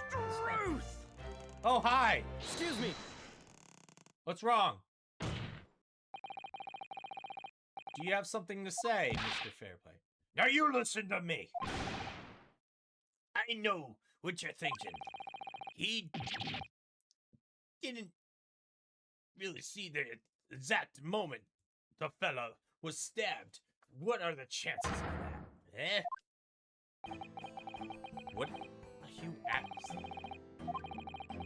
Maybe he's able to extract.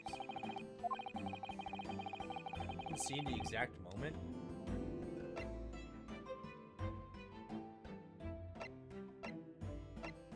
No chance.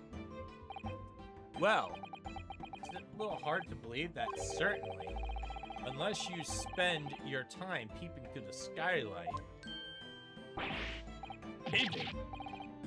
I am a respectable city banker. I have you know. I know what I saw. I remember it as clear as a rat day. It was a grim scene. I don't mind telling you.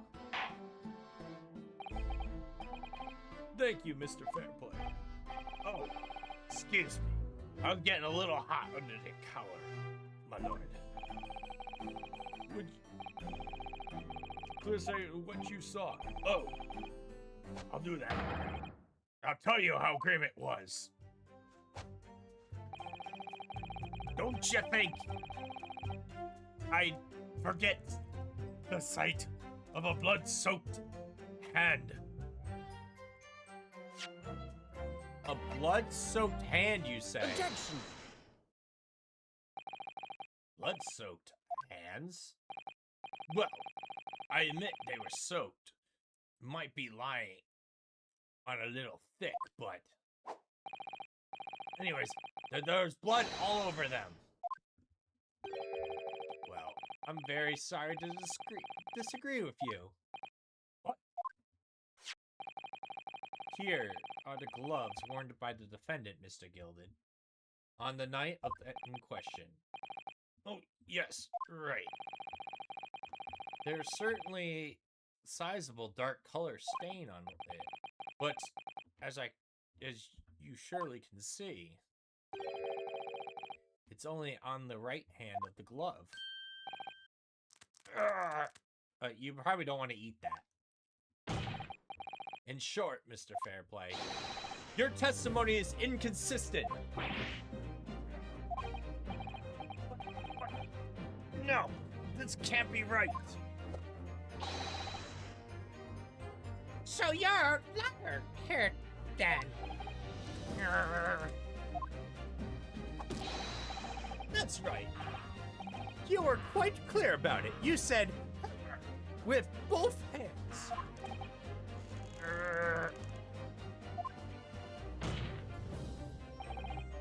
Mr. Fairplay, in your last statement, if your last statement was a lie, it calls your entire testimony into question.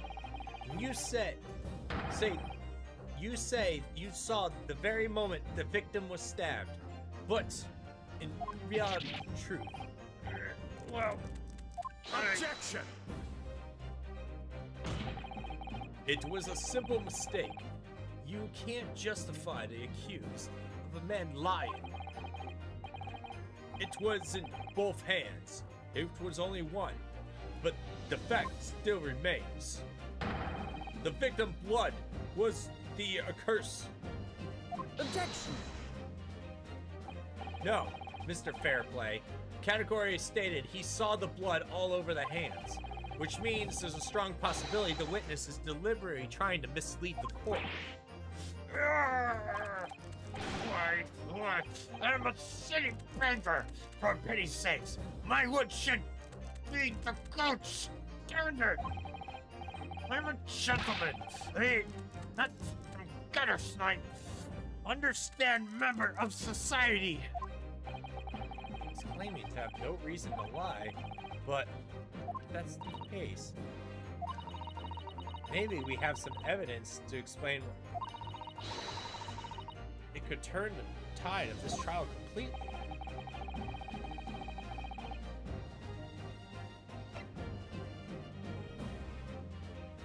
Something to show this man has compelling reason to lie in his testimony.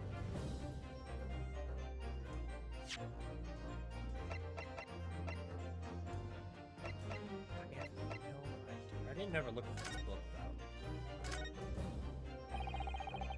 Oh, it probably's got his name in it.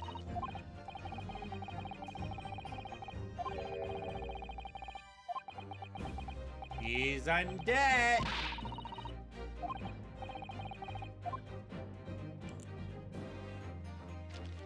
Guarantee you. Oh my god.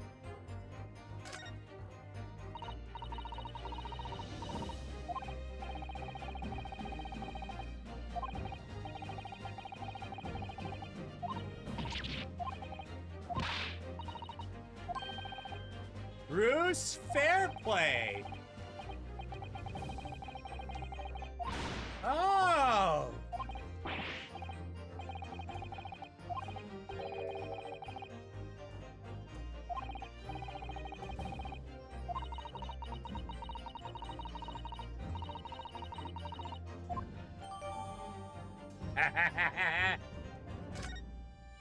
Knew the proof had to be somewhere. I have evidence. My lord. Yes, counsel. I want to do it too. The defendant is ready to present evidence.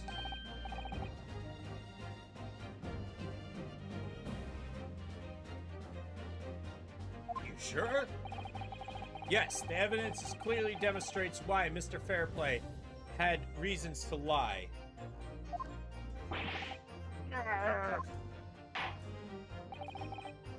Very well. I hereby call it to proof evidence. The evidence. Take that! This is a list of all the debts that own money.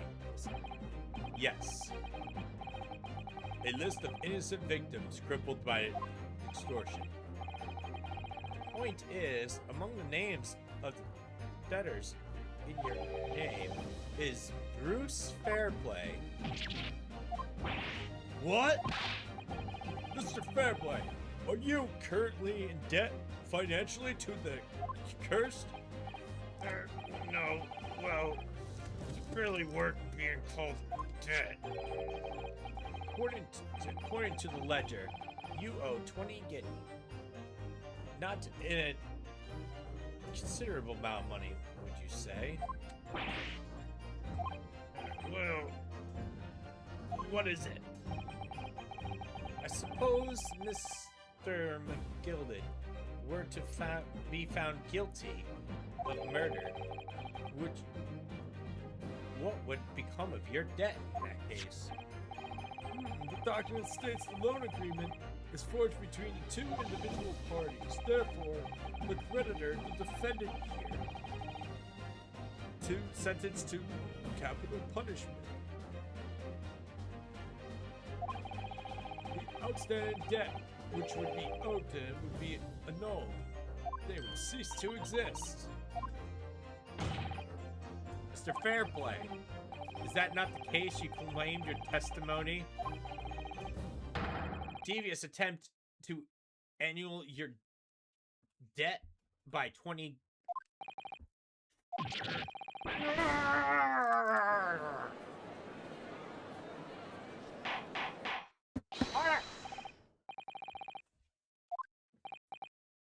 Yes, Mr.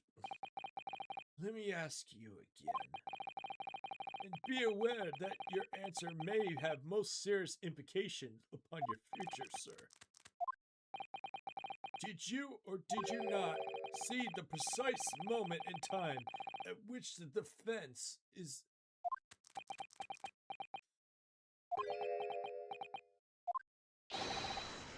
Your silence speaks volumes.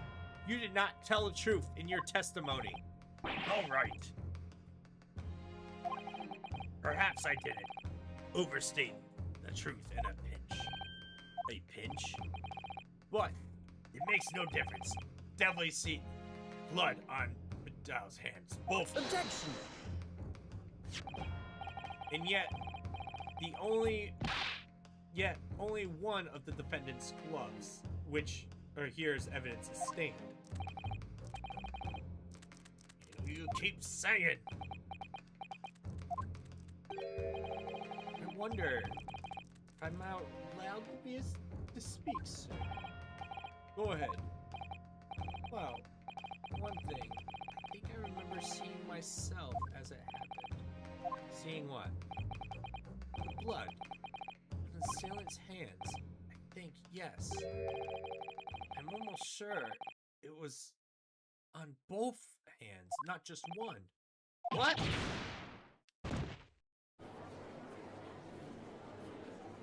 But he had no blood on his hands.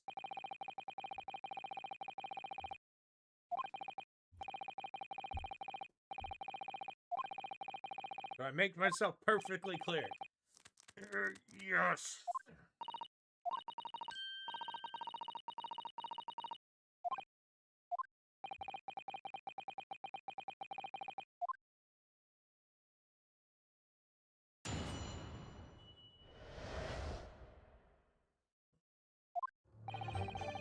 The blood.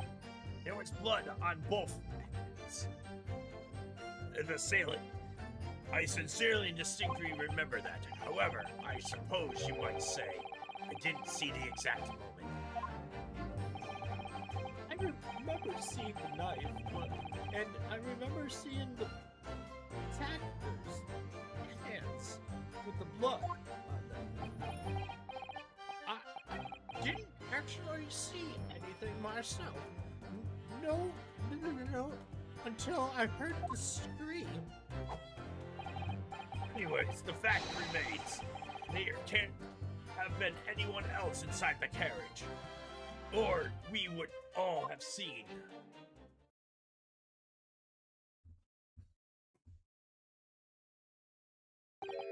Well, lo and behold, truth of the fact, none of you witnesses to crucial moment of the... Apologize, my lord, but honestly, there was no one else inside the carriage. The man's covered in blood. How much incriminating evidence is tantamount to saying that we saw the men to do it? Let us examine the interior once more. Let's see. In other words, there's no subtle or significant change. The fact that the case... Very well. Your cross-examination, please, Consul. Yes, my lord.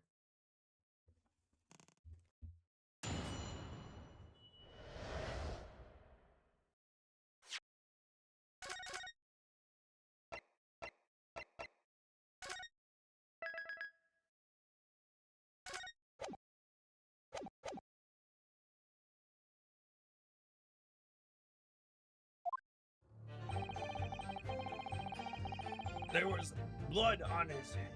Oh, I don't need to do that anymore. The blood on his hands is assailant.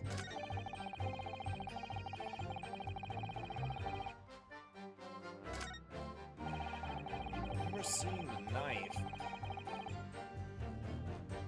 Hold it!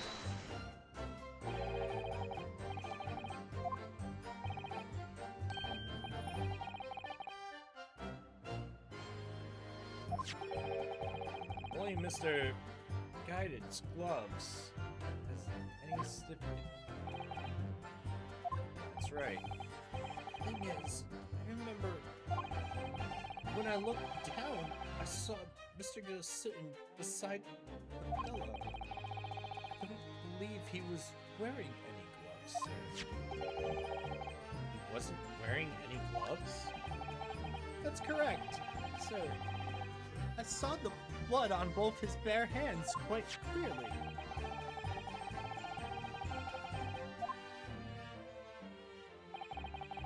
I shall point out that the police officer who apprehended the accursed that night in question report, there's no trace of blood on his hands.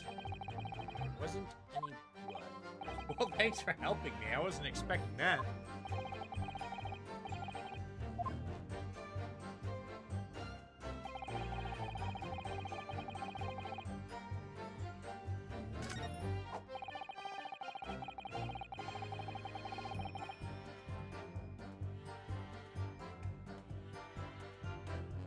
No.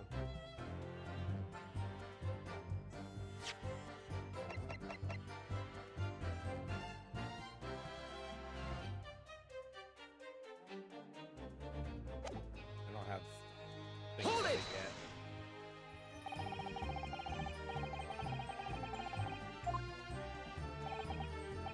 That's right. I fiercely cold that night with the glass. Oh, yes, I remember I was shivering. It was so bitter. Which begs the question why the pair of you were sitting on the rooftop in the first place. Oh, I don't know about this young fellow, but I couldn't enter the cabin. Oh, why not? It was locked from the inside.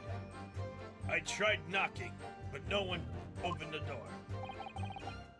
It was locked. That's right. It's a public service bus service, for petty sakes. That's not what I call fair play.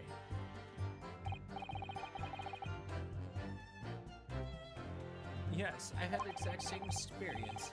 I tried knocking, but just gentle cleared off. So I had no choice but to climb into the roof, look down into the warm cabin below. Well, I can assure you I wasn't looking down. I was glaring long and hard. That's precisely why I can tell you with absolute confidence that if there was anyone else there, I would have noticed. I'm not sure about these two witnesses.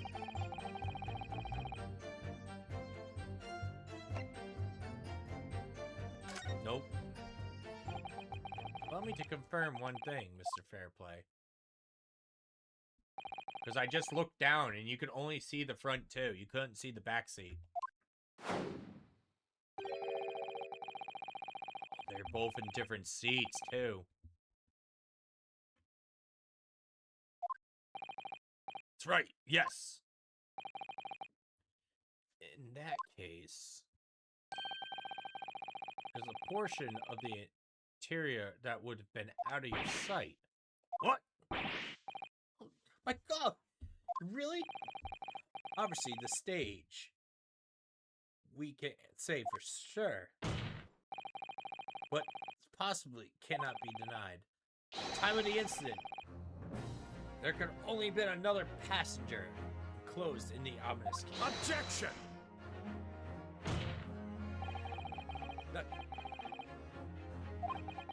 The prosecution demands you to settle your claims. After all, the scene of the crime is here in the flesh. Yes.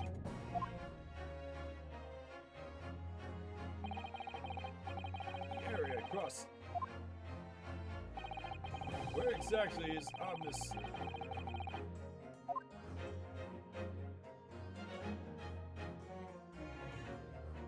Take that! Both rows seats on the roots. Where the seats are close to the cabin, facing each other, which means the visible part of the cabin is passengers, on the roof deck can see through the skylight is drawn here. That's right, my lord. You can see the seat opposite which the victim appeared to view. In other words, if someone had been sitting in that seat, it's quite possible that the witness would have been completely unaware. I want to get onto the bus. Objection! It's quite possible a phantom was sitting there.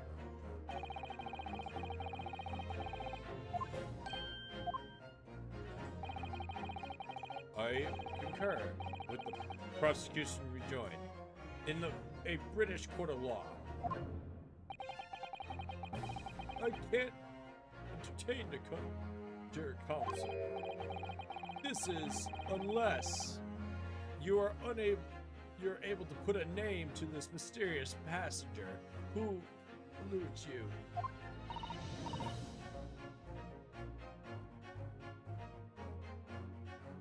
Can you, Mr. Naruto? No, blah, blah, blah, blah. Honestly, I don't know. Who could have been? Who could have been in the seat? I have a sneaking suspicion. It is Miss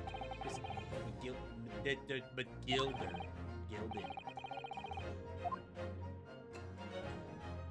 How'd you get another cup? How many cups do you bring with you? A toast to a hard lesson not yet learned. Let's not delay, counsel. The defendant is still to name the passenger of the other seat. This could be it. This could be the chance I've been waiting for to turn this trial in my favor. On that night, the night of the murder, the seat was occupied by Take that! the passenger in closing cabin. And the only reason why I say that before we continue on is because they said they saw the blood on the person's hands. And he's been sleeping, too. He says he was sleeping. So it had to be someone, it had to be him. See? What are you talking about, counsel? That's the name of the defendant. Objection! Yeah, broke another one. This chamber by smashing my hollow chalice. Do forgive my discourtesy. People talk these tiny island nations at the Far East as having a learning and culture of their own. But I see they use the term ill-advisedly. What are you trying to say? Let me explain the term, even if...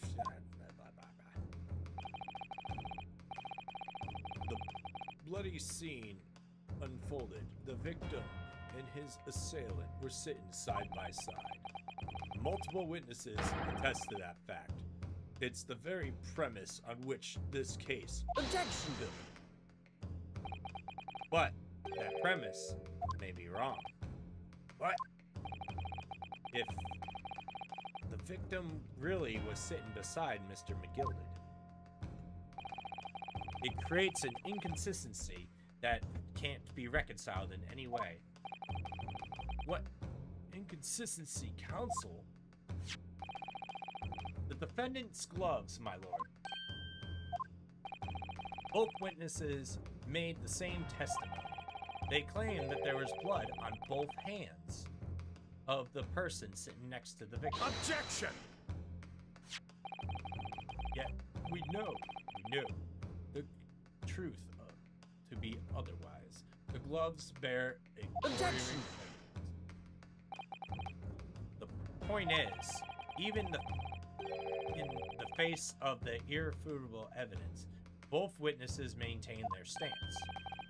Yes, the testimony remains unchanged. Exactly. They're both swear they clearly remember seeing blood on hands of the assailant. In short, their memory of the events is correct, and their testimonies reveal the truth. It was somebody sitting beside the victim last night.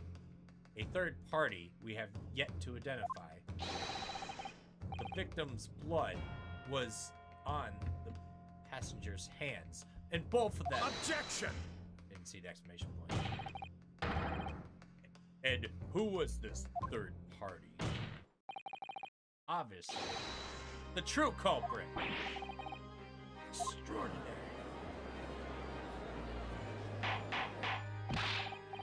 Order! Objection! The defense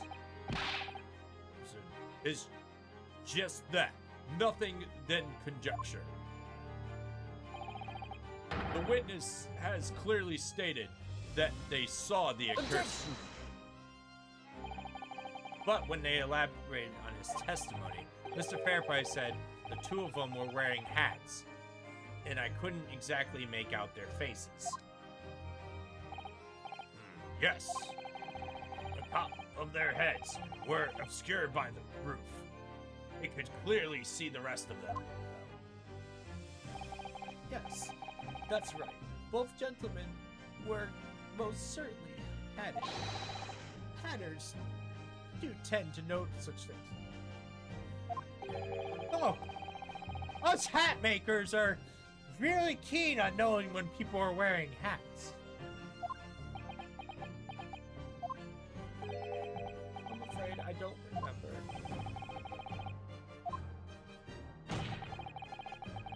The style of the hats Makes no difference. There was no third passenger in the cabin. How can you be sure? Because if there had been, the accursed Mr.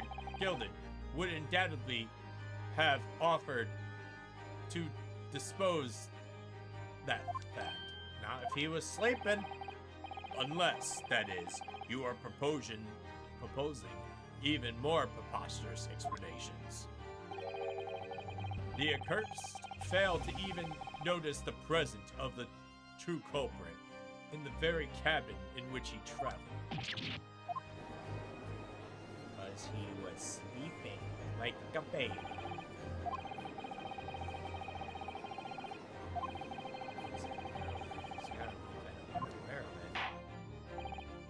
Order! There's simply a solution to this problem. Bring the accursed to the stand. Well, prosecution objects, my lord. On what grounds? As a suspect, he will have already made full statements to the police. But what if there's some reason he's unable to speak freely? There is no uneducated referee. If it indeed turns out the man has been withholding information, then can be sure it would have been a deliberate act. The counsel of defense, what is your opinion? My lord,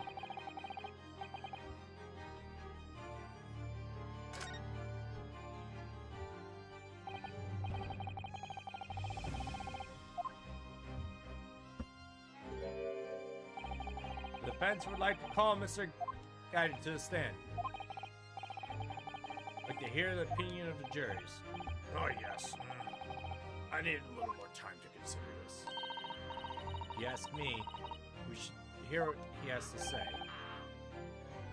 Get that man out here, I say. Lord, not to hear his testimony. When something needs doing, it gets done. That's how I run things in the guild. Hearing what the patron of my favorite little park has to say, oh yes, now would be lovely. Yes, the jurors must say the man needs to be heard. Very well. The court will hear the defendant's testimony. Bailiff, show the defendant to the stand at once.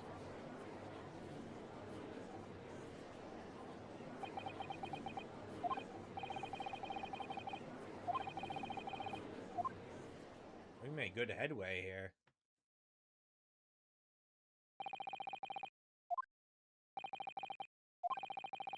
Have you been listening to the discourse of the dismay? To be sure, I have, my lord. There are two matters on which the court deserves to hear from you. The first is whether or not there was a third party with you in the ominous cabin that proposed about the defense. The second, if there was a person, why did you conceal the fact from the police? God, no. This is not my nature to hide anything at all. Just answer the question. The truth of the matter is, I've been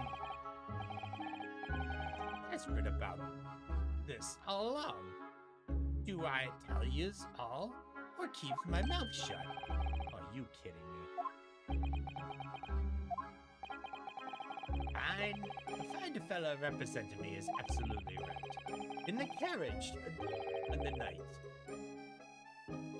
with myself and the other man, there were another party. It's true. This was me who helped the little sea urchin get away after all it happened. What?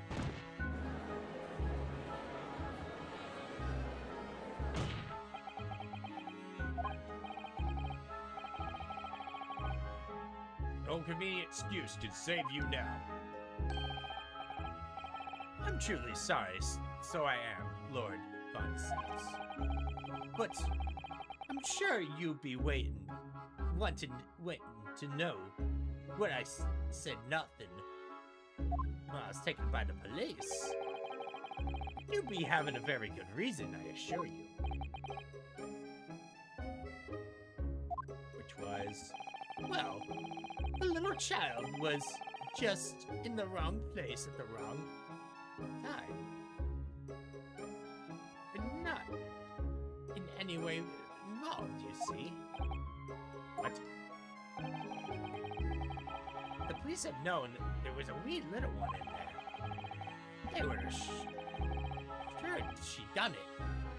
Then they hauled her into this courtroom just like myself. I was only trying to spare her like that. Young hearts and young minds are easily damaged, my lord.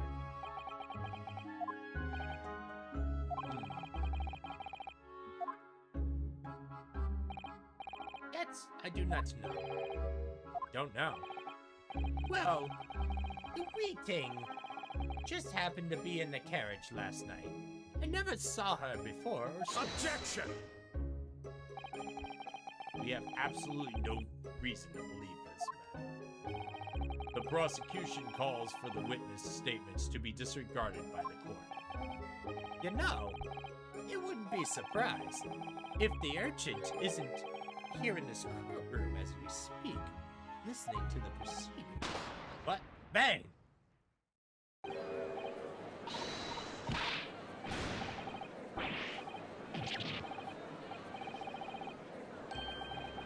What's going on? Don't let the cursive escape.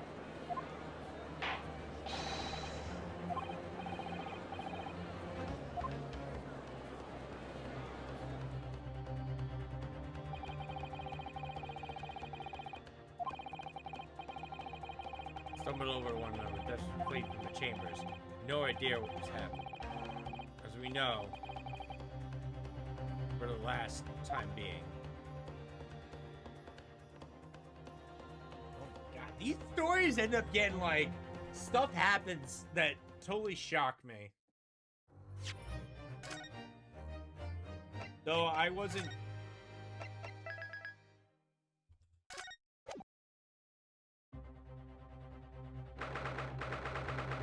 But we will be right back.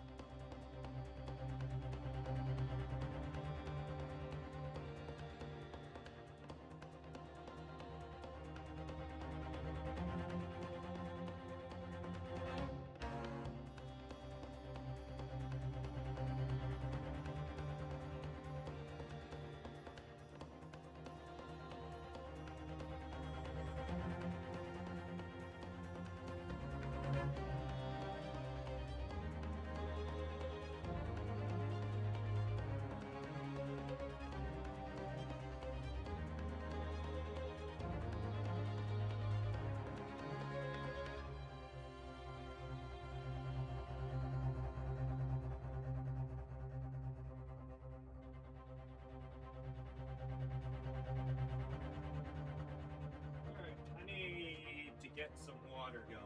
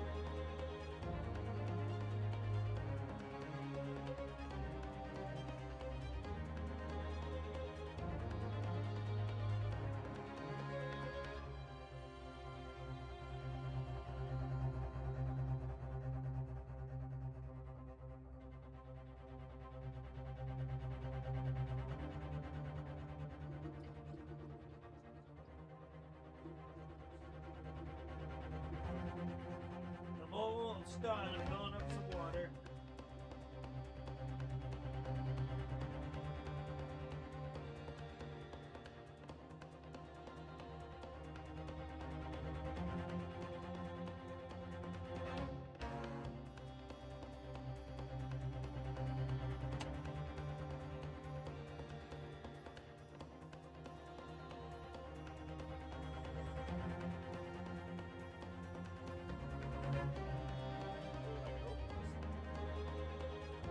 Look at this carrot here.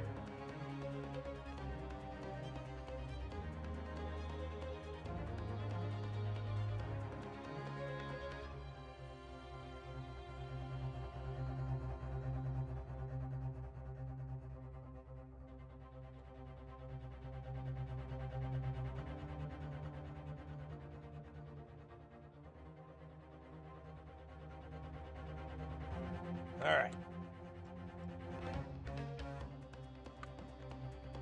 Break over.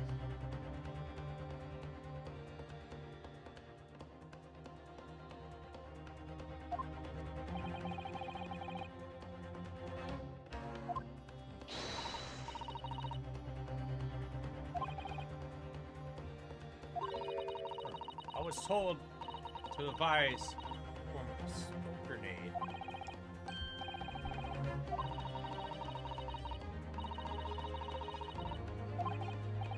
But who?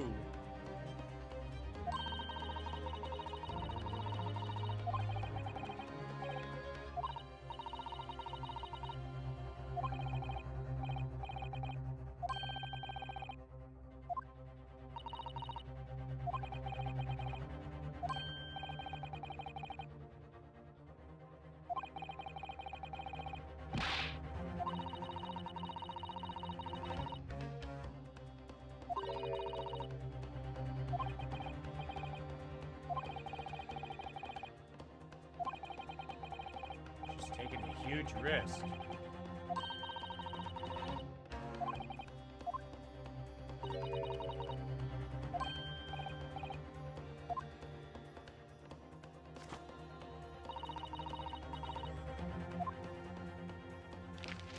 Maybe Evo is protecting her too.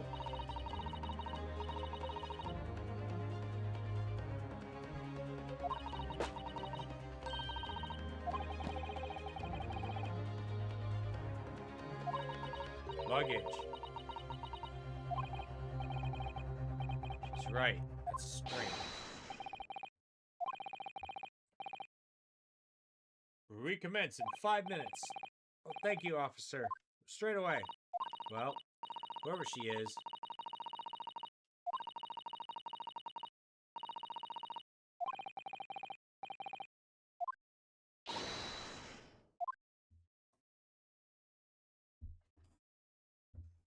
Okay, clear.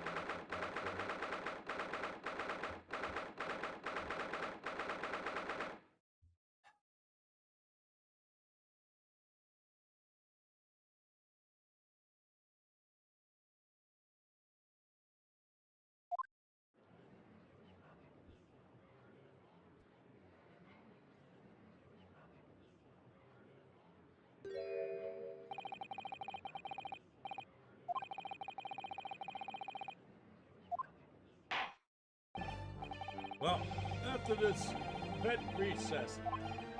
Now then, Lord Van Zeeks. My lord. I believe you established the cause of the smoke procedure. It seems to be an advanced form of smoke grenade, typically deployed by the army. Good gracious, the army? What in devil's name? It was an elaborate attempt by the young girl to cloak her escape in public gallery, but she was caught. The occupant now stands. Your name, girl. Are you responsible for the smoke grenade?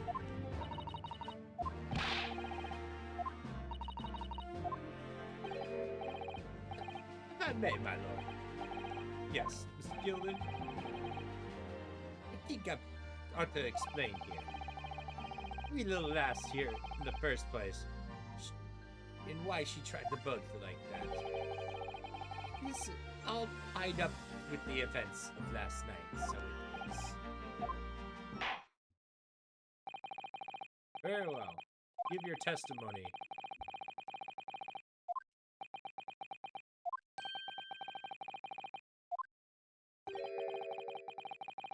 Defense. I like how the sleeve is a little too big for me.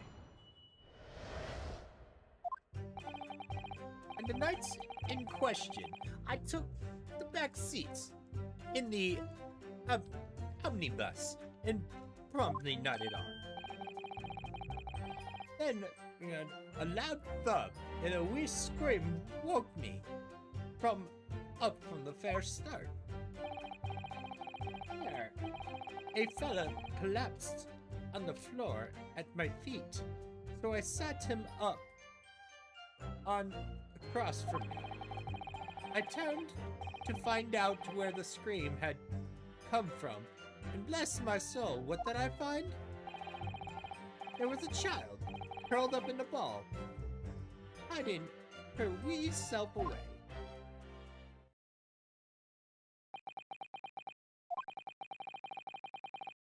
somewhat baffled, I confess.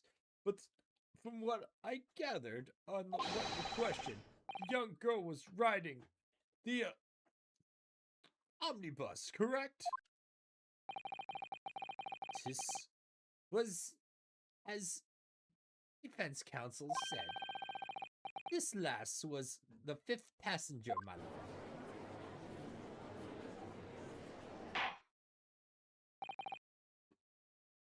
Very well. The defense may now cross-examine the witness. Are you ready, counsel? Yes, my lord. Rather, no idea where to start.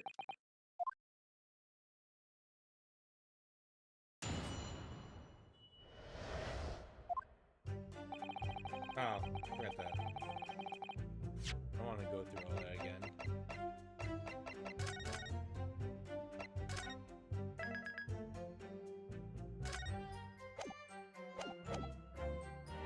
On the night in question, I took a back seat in the omnibus and promptly nodded off. Outdone screams. Yeah, we need to press everything. I don't think there's a contradiction or anything. Were there any other passengers on board? No, there weren't. The cabin was empty, and there was no one on the roof deck either. You were the first passenger? I see. Aye. And that's why I took the back seat as I did. It's most comfortable after all. Could you expand what you mean by back seat? By all means. It's how you described earlier.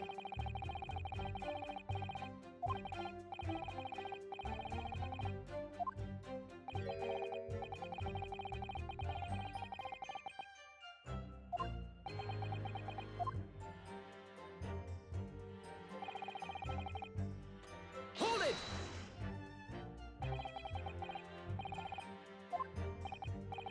Hey, that's right. How can I explain? This was the sound of someone falling to the ground. That sort of noise. I think also they were right about the down and the up.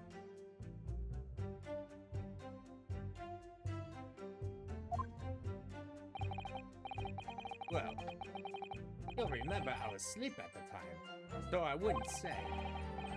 The sound woke me and I opened my eyes. There wasn't a soul to be seen in the carriage. What's the fella on the floor?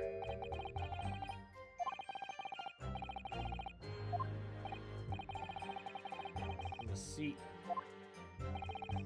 Not above me, my lord. This was from the cabin. But I wasn't altogether thinking about the scream. No, I was stunned by the desperate sight before my eyes.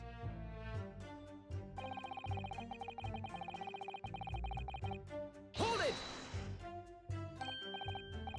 Got them up, the victim, you mean? That I did. On the seat across from me, as I said, I could plainly see the poor devil was already gone. And you wouldn't leave a dead man lying on the floor, now would you? It's common courtesy, so it is. I find that a little hard to believe. Lord Van Zykes? What would that be? You awake to find a dead man laying on the floor of the carriage. Any normal person would have halted the cabman. Any upstanding member of the London Society, that is. But now, as you know, I am something of a special line of business.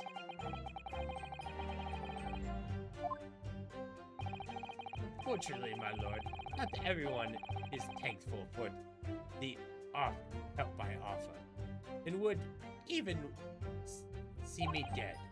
So I do try, wherever at possible, to avoid getting myself into entanglement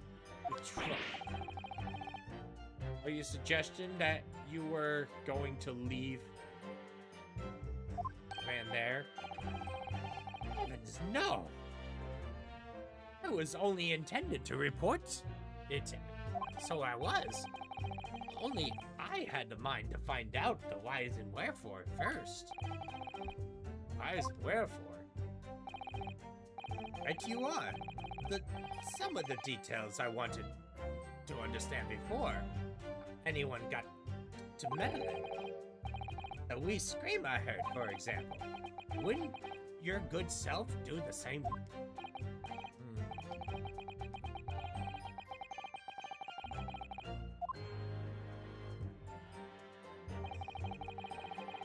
I turned to the scream zone, and what did I find?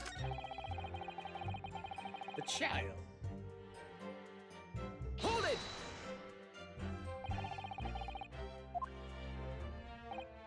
Aye, that's right. This was hard to see in the damp light, but she was all curled up in the wee ball. When ours met, well, my heart stopped beating out of my chest. Still, no, I pulled her out from under there and sat her on the opposite seat so we could have a real chin wag with her.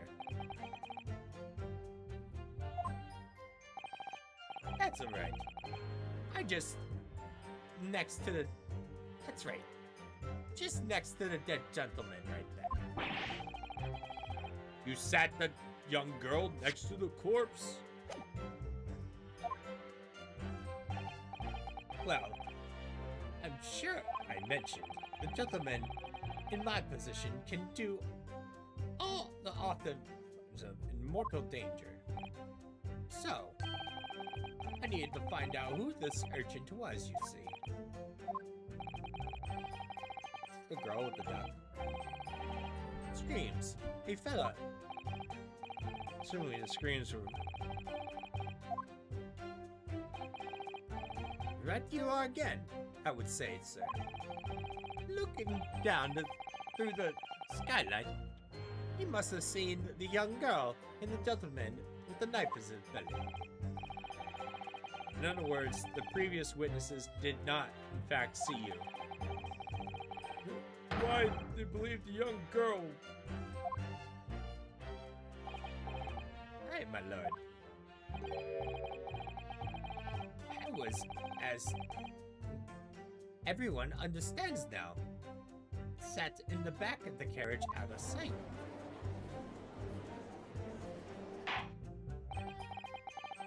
Certainly plausible. The defendant is somewhat...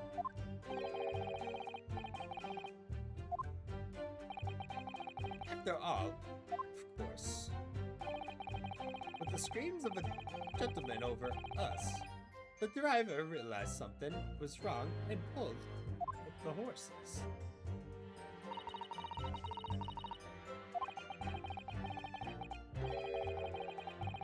Well, she obviously had blood on her hands.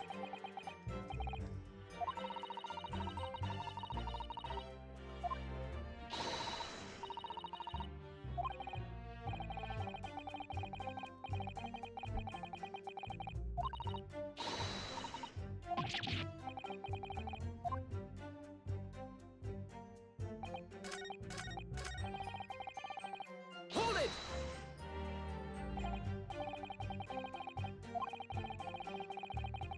No one else is in the... So I did, sir. As far as I could see, that is... What do you mean? Oh, now here's the thing. The wee scream I heard when I woke up, it came from under me backside. Your backside? When I lifted the seats, when I've been sitting, I found a wee girl cubby hole in their storage.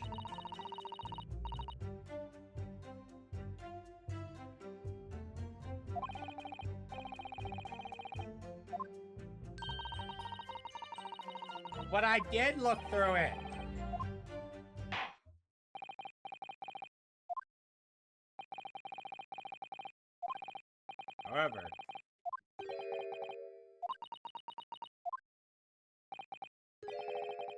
name is Gina Linnestrad, my lord.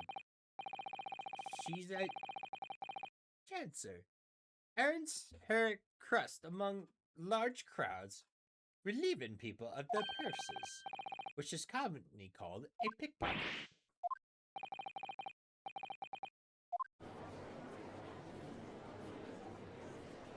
She says that so casually. I love it. Is this true, Miss Lindenstrad? You will answer my question. Ah! How dare you?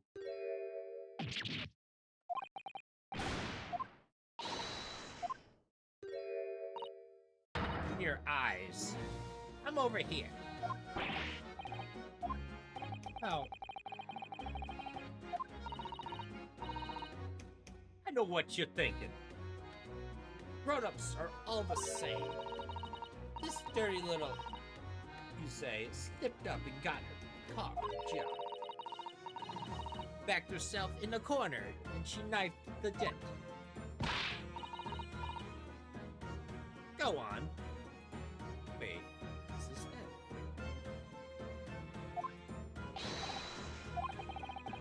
This is a court of law where we determine.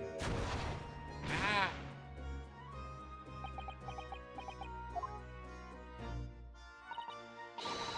Look, knives are for cowards. Only thugs use weapons like that.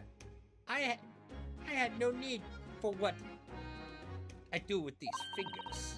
I'm a professional, all right? Maybe in your eyes, but I got pride in what I do. Let me guess. You don't count smoke guns among those weapons? Oh, this? This is in the bag I lifted the other day. Oh. Herlock Schmomes.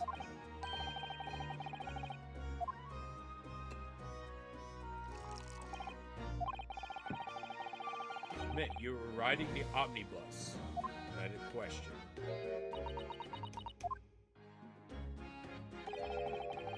It's alright, lass. You can tell the truth now.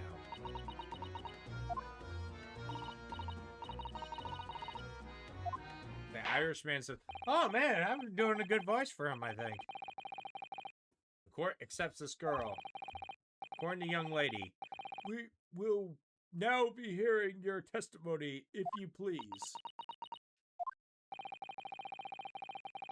You will tell the court exactly what happened on the omnibus at the night of question.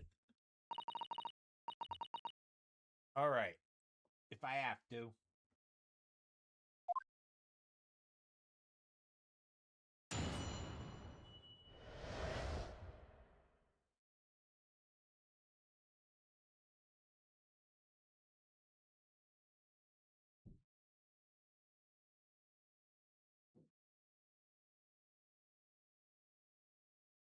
What the girl saw. So, I snuck in the carriage before I hooked up the horses. But was right old waste old time. Got nothing to show for the troubles last night. I'll tell ya, you can see a blind thing in a hidden place in a pinch in there. After a while, I heard this loud bang nearly jumped me out of my skin. And I did scream that came out. It's because this swell found me. And my yelp. Get away, oh boy. My brain's having a hard time reading her statements. I have to understand why you would let this urchin go. Oh, this is simple, my lord. You see, she couldn't possibly have killed another passenger. I knew that for a fact. How? As I'm sure I said before, sir.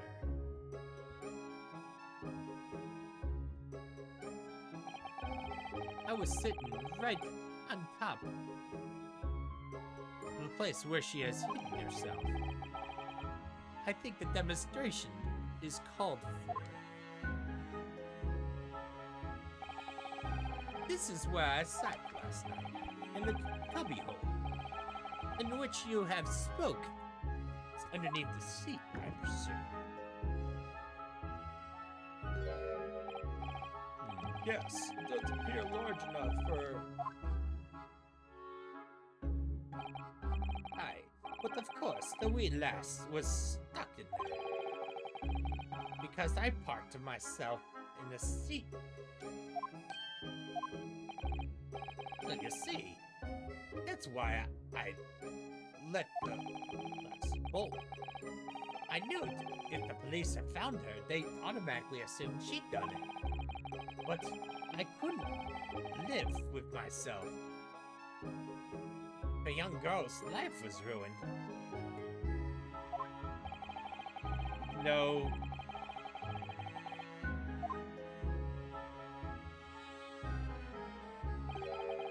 Not at all, my lord, not at all. I knew in my own heart I was innocent. So I thought it was worth taking a punt of my own good name for the sake of the less fortunate lass. What a perfect gentleman. My lord, that's a fine example. Couldn't possibly be guilty of a heinous crime. I'm ashamed I ever doubted you, sir.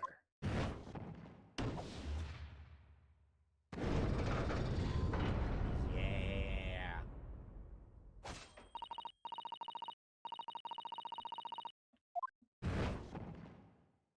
Does that mean we're innocent?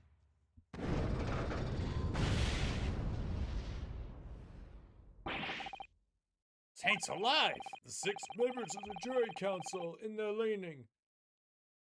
The verdict of not guilty.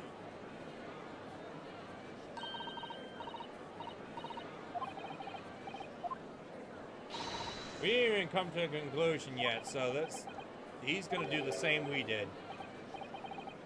Objection! Oh boy.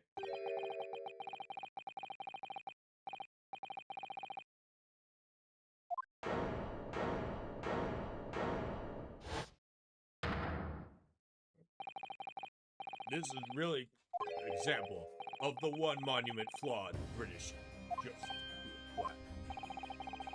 Where evidence and reasoning should be paramount, emotions rule the day.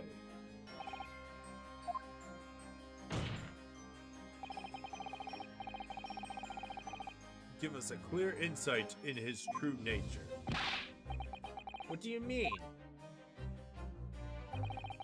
Do you really think a Scotland Yard would have made such a glaring... After the incident, the omnibus was searched by the police officer. Obviously, the interior of the cubbyhole of the witness was included in our investigation.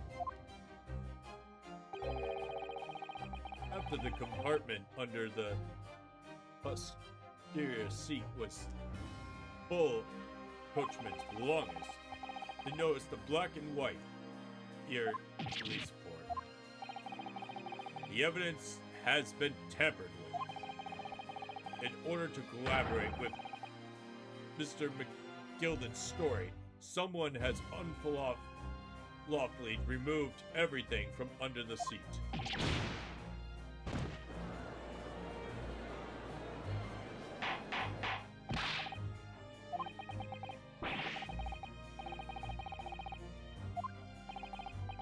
Naturally, we must acknowledge However, I assure you, when the omnibus was wheeled into the courtroom this morning, the compartment of the seat was not empty. I know, I saw it.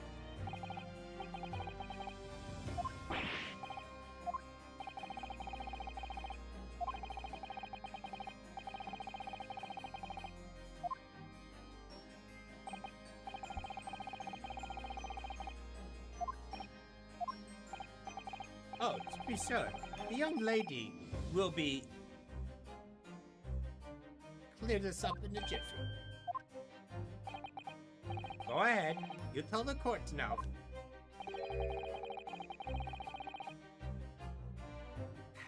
All this elaborate excuse by a desperate Lord Van. Well, Consul, you have something to say on this matter?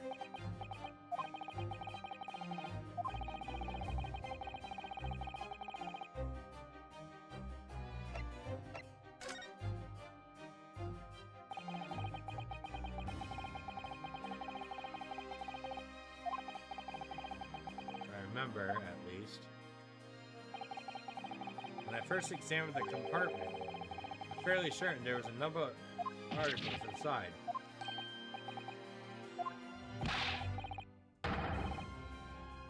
What are you saying now?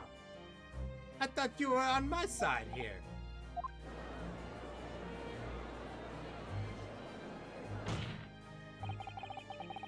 What game are you playing? Your task is to defend it. Why would you say something to compromise his position?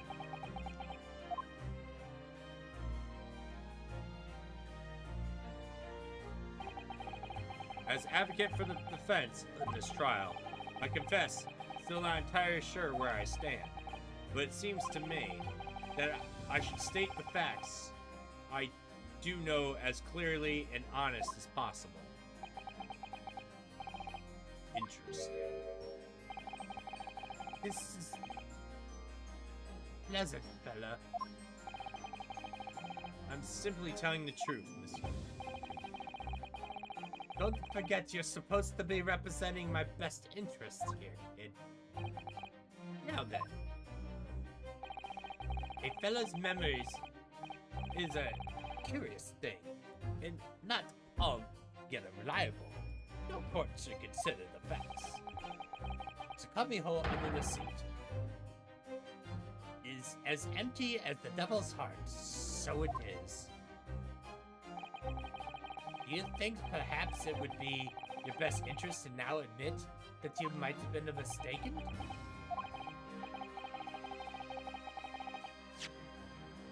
Yeah, why do I not feel like something's right here? Just in case this gives me like an ending.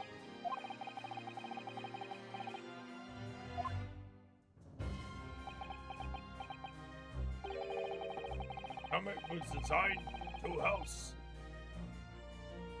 equipment that's used to maintain a smooth bringing of the carriage.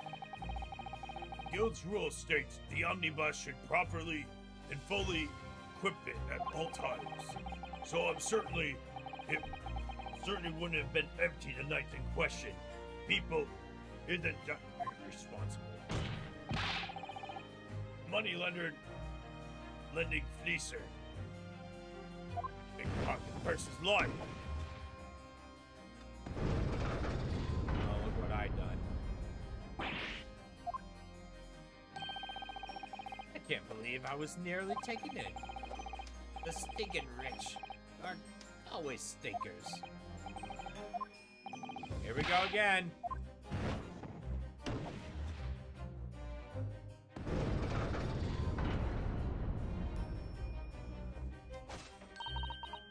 Quite so. I must concur.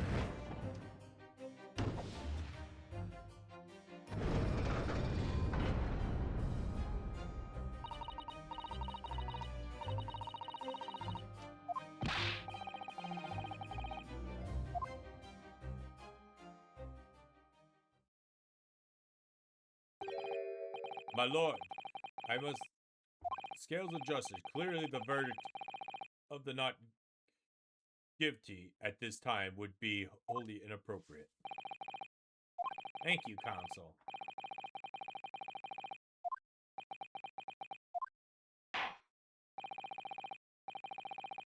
Yep. We're questioning it.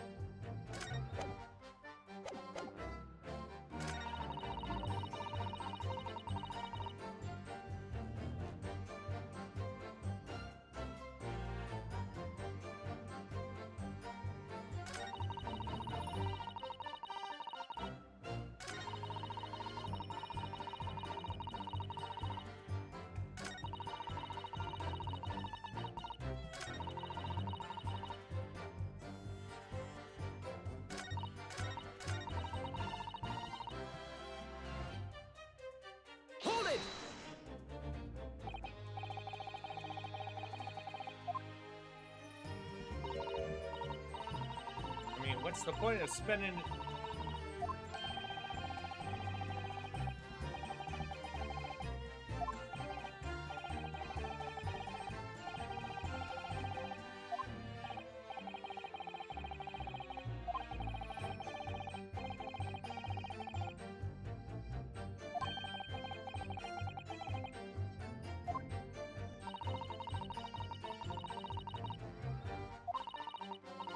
So, when I slipped into the carriage and get myself in the seat, nice and easy, right?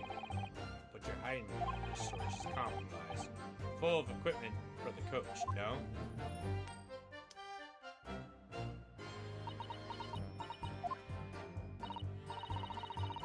There was brushes and buckets and whatnot there. I always chuck out all the...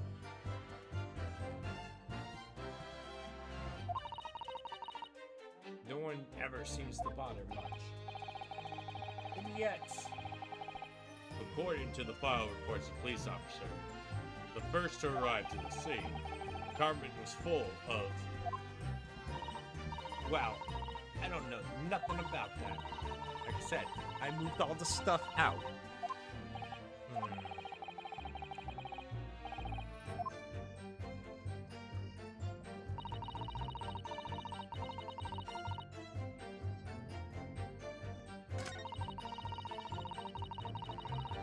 Hold it! So you couldn't see at the cabin at all. Push. Then I could have. She's really hard to read.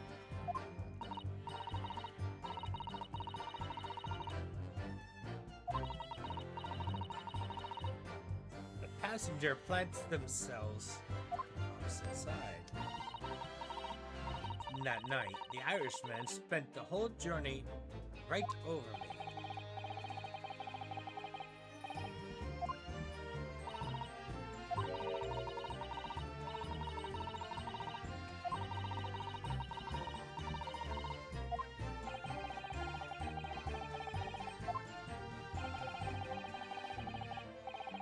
Yep.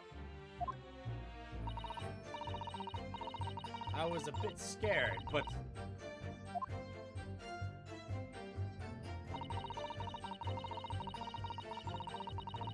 Hold it!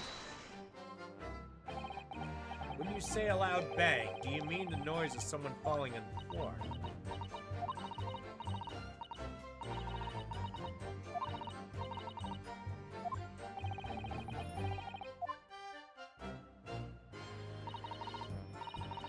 Then I felt the cushion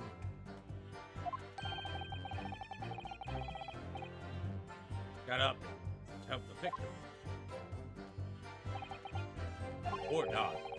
It could have equally have been the moment the accused stood in order to stab the victim. Oh, girl? Yeah, I saw it. But you're such a liar.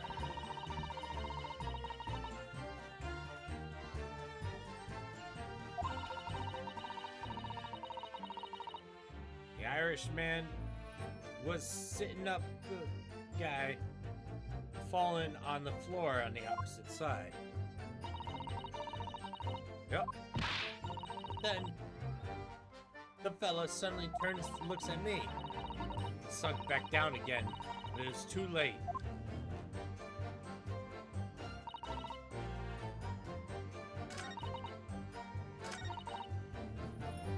Hold it! And Mr. I discovered you, and he pulled you.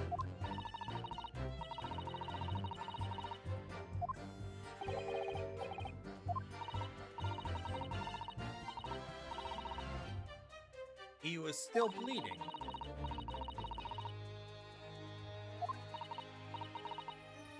Awful.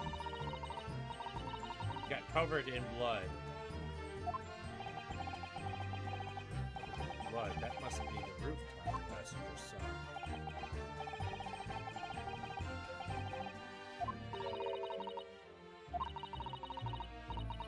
Want to know his name. Something from above. Someone screamed. Well, didn't want... Oh, I didn't look up. The horses were drawn up. Smartish.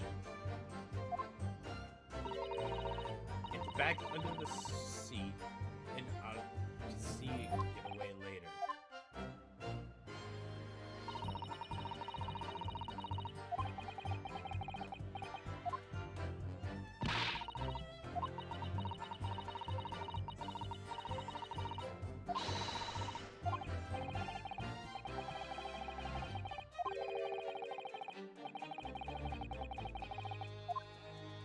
Yeah, something's bothering me too. I guess I gotta put...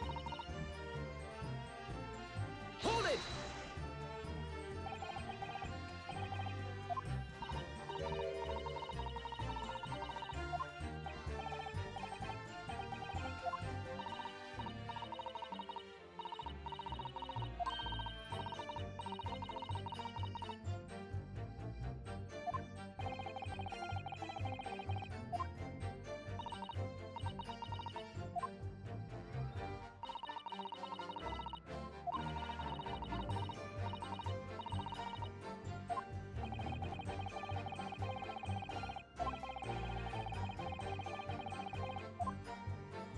Oh boy. This is not gonna be good. Sure, I was shocked as anyone.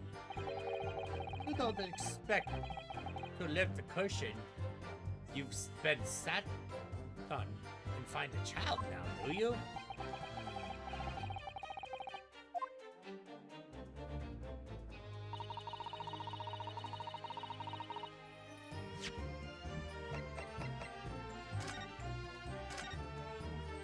I want to check that seat again, because they said,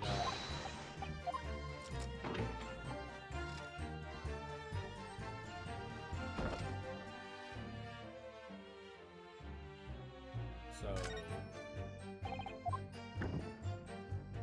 There is nothing in there anymore.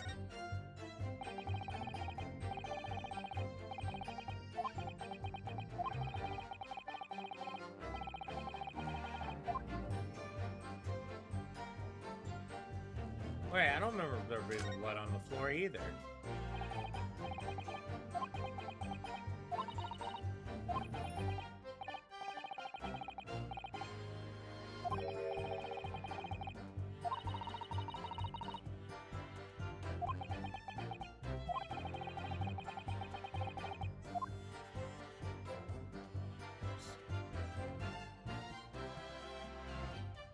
Something seems very odd.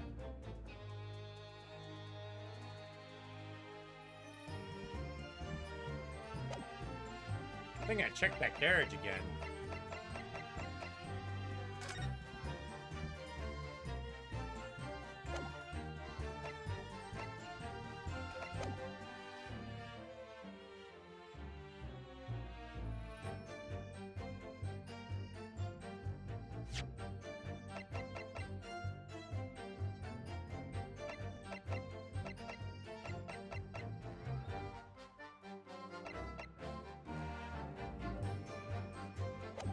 Quite valuable.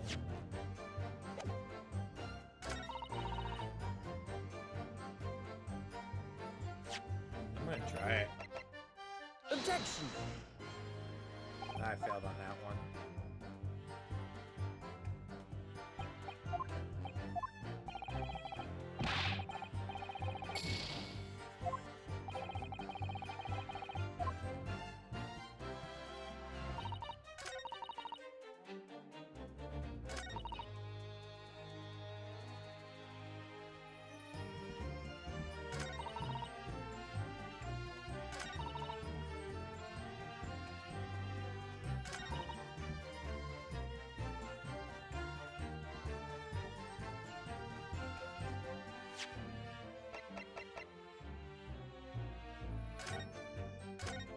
I won't look at it again.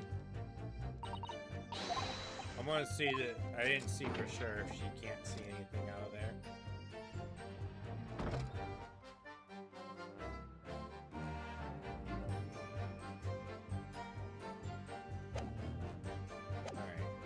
Telling the truth. I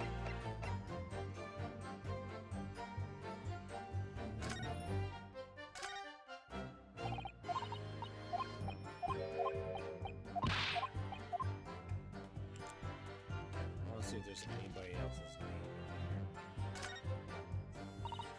name. Alright, it's the same stuff.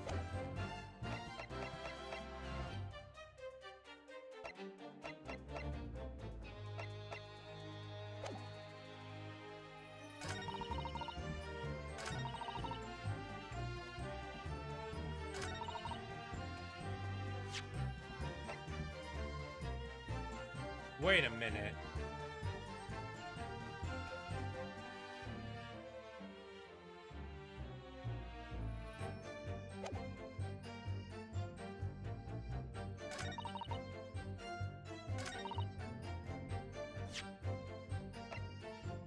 Objection!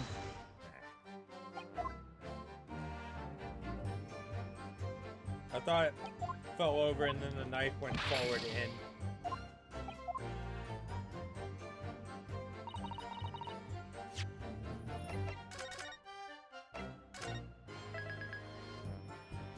There's my crucial save.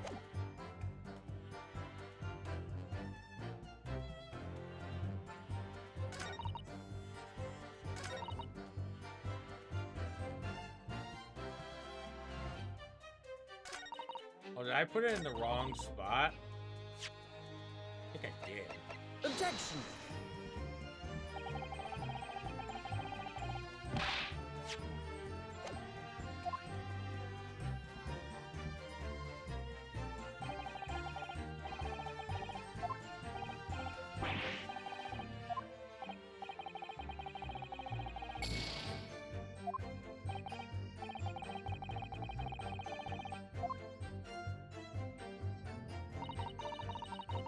Okay, it puts it in the same spot. That one I'm not counting.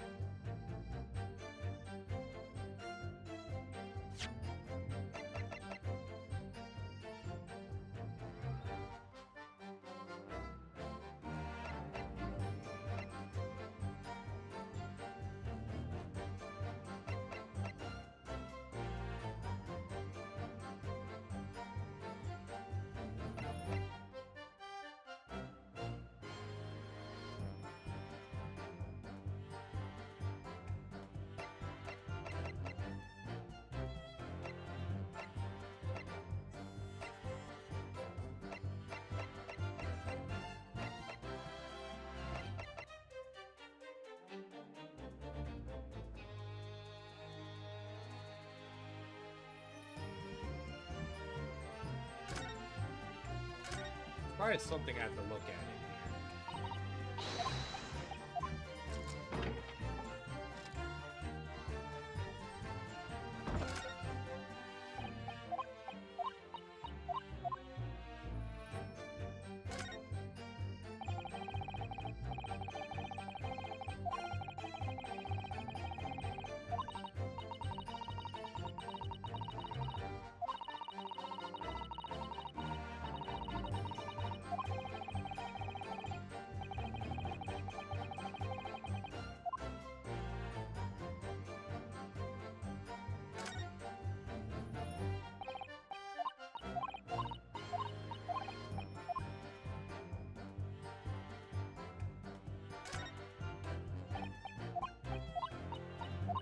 Oh, wait, if she had...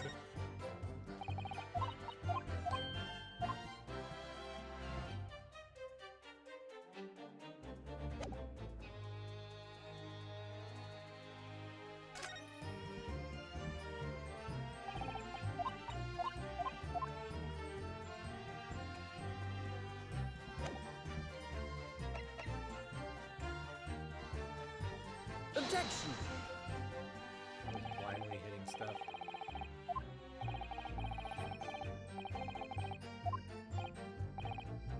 I don't see anything.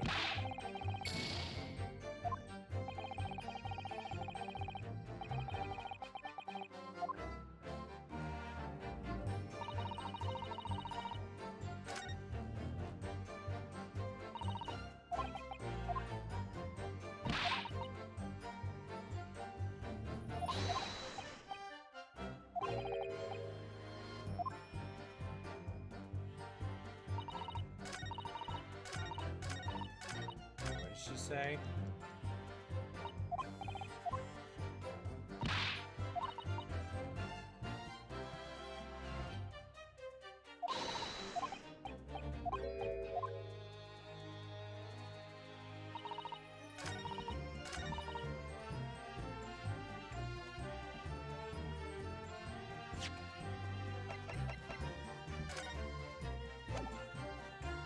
Objection!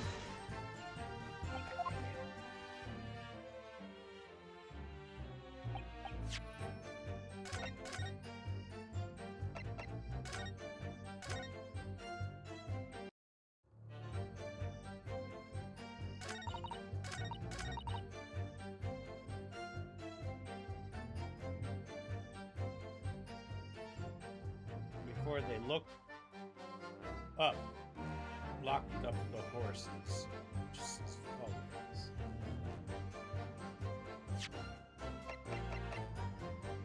Objection! I'm not gonna sit here and listen to him say no.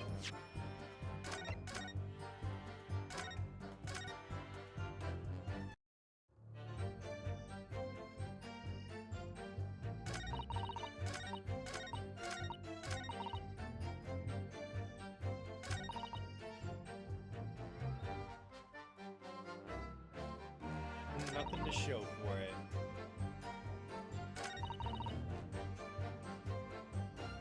Then, while nearly jumped out of my skin, I did.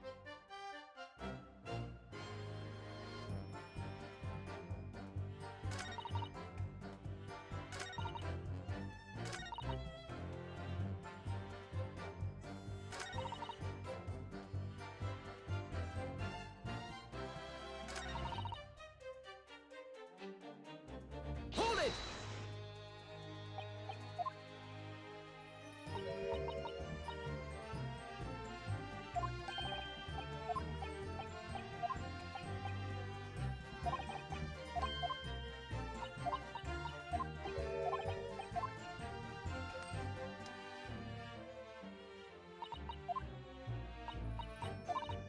Maybe I need to press somebody.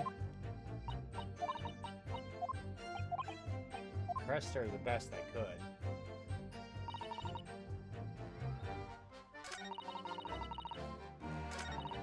Hold it!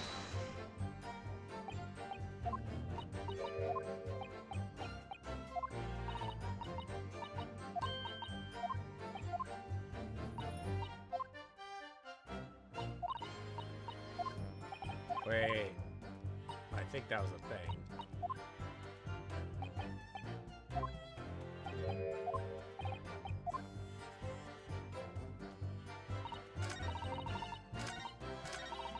Hold it! What do you say?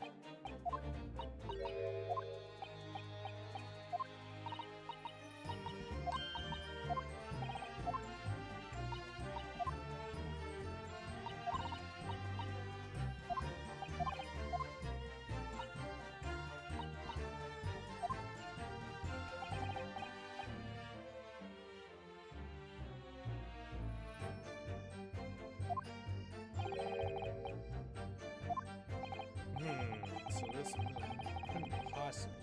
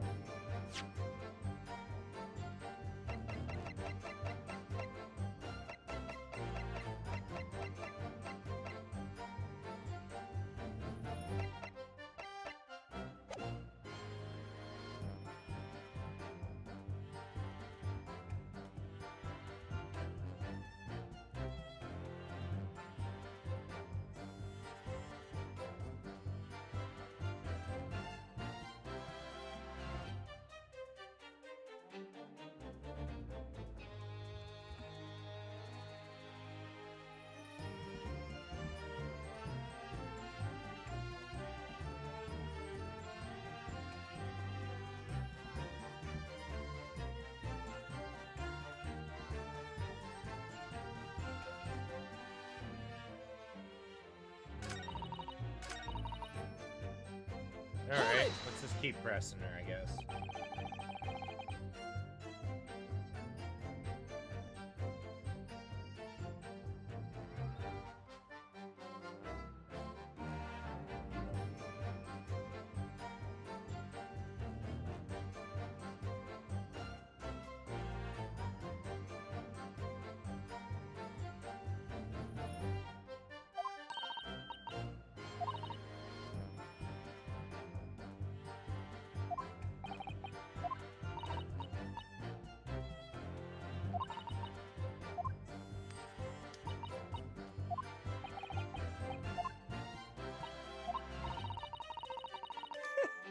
No.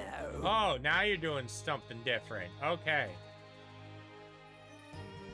Excuse me.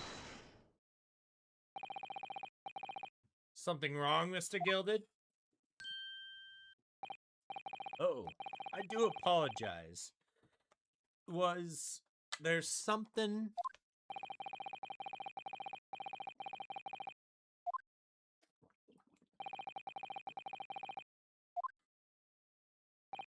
Oh, no. It was nothing important. I was feeling bad for the poor lass. I can remember feeling desperate myself as a young lad, shut up in dark. See, yes.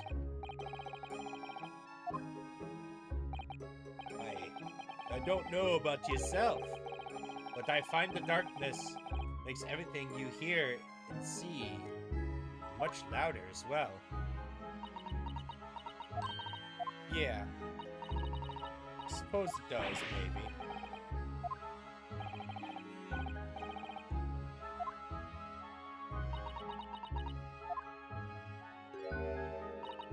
Nah, not really.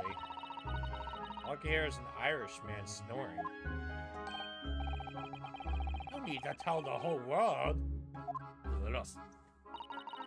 What a pity. Might have given us the vitals.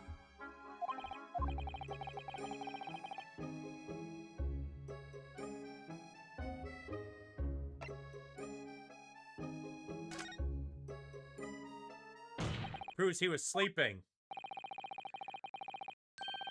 Profound is important.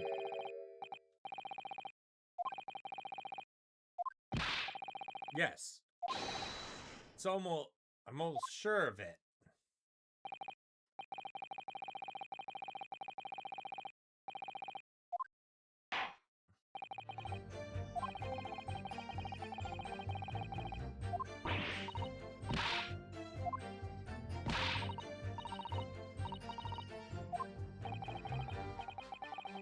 All right.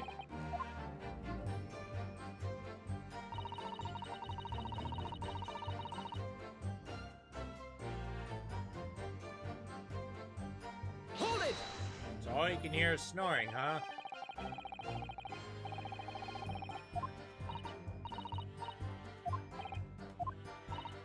Well, there was no one in the cabin starting it. I could just push the cushion up. And which was. But then I saw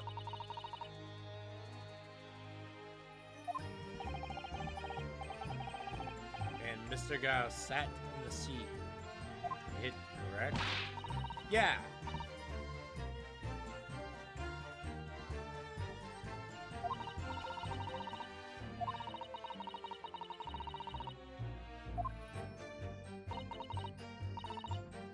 Not likely. Even though we stopped there, I never heard the door open. So I just stayed put. Snoring like a dog he was.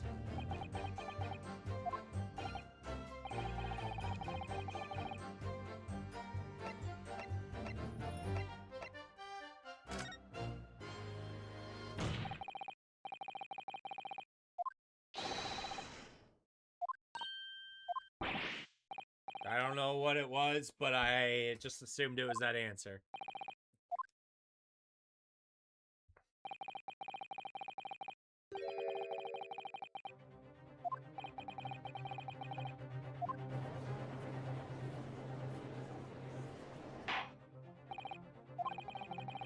Insist that you bolster your claim with evidence.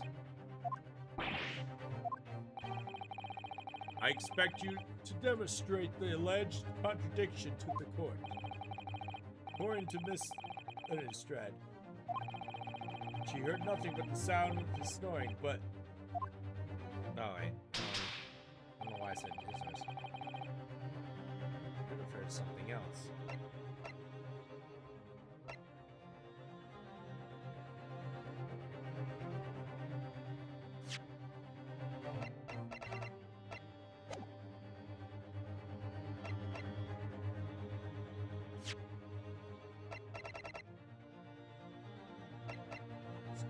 quiet.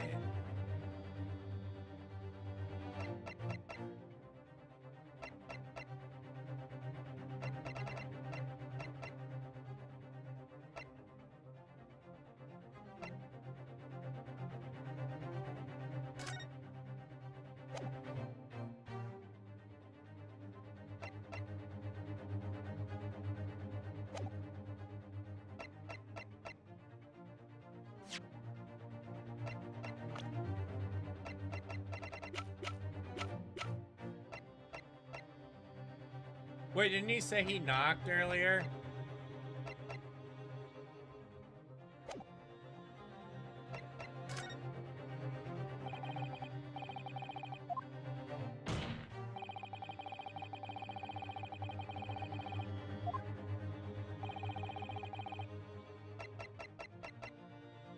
Take that!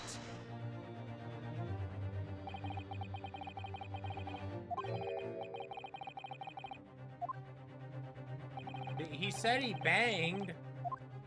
No one let him in.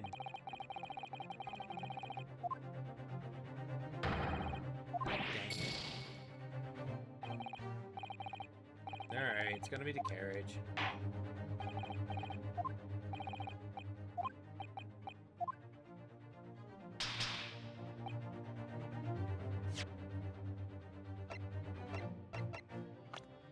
Let's see.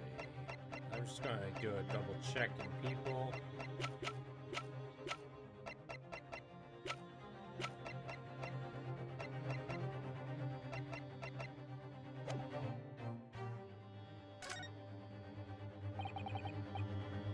You should have heard the clickety-clack of horses.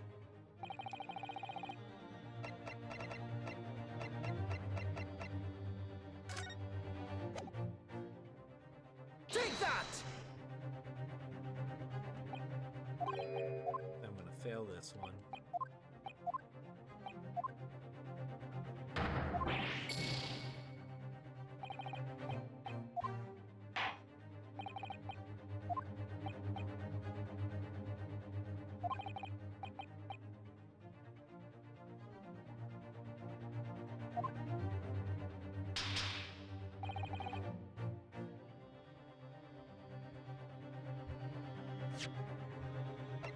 This might be it.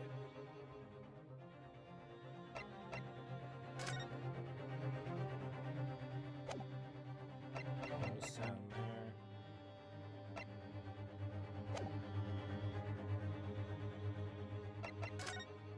Forget it.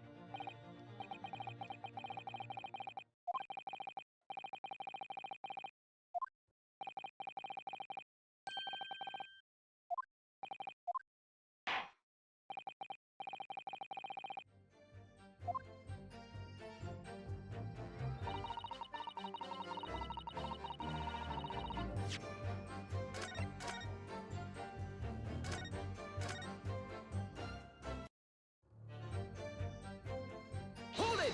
Oh crap.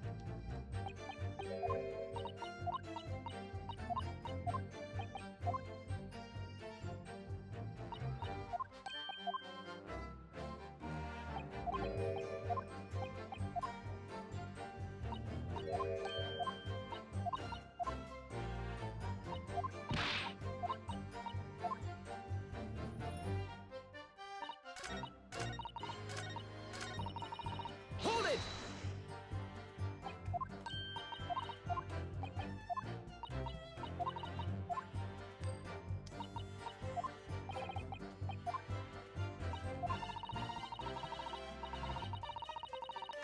Well, no.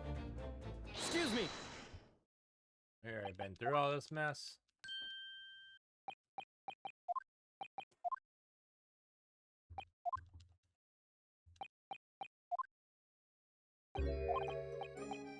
I don't still know what she could have heard.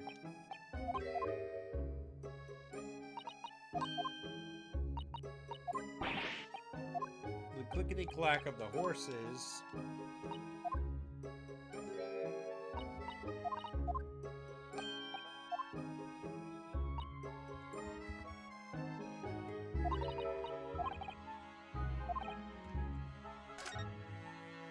Oh, crap.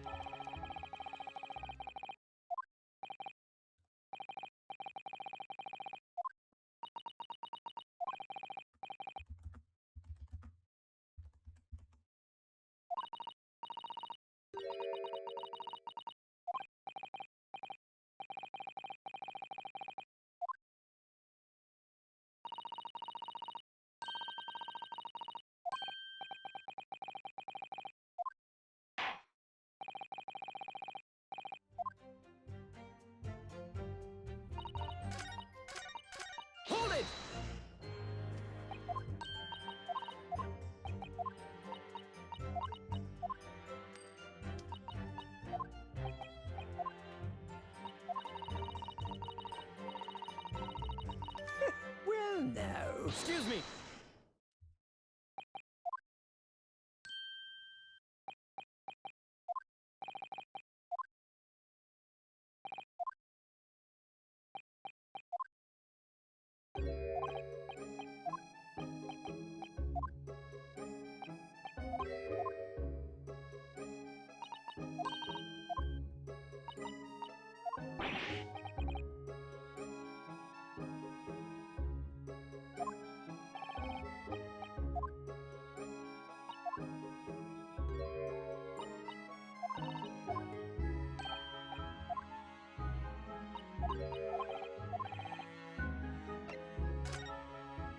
Important.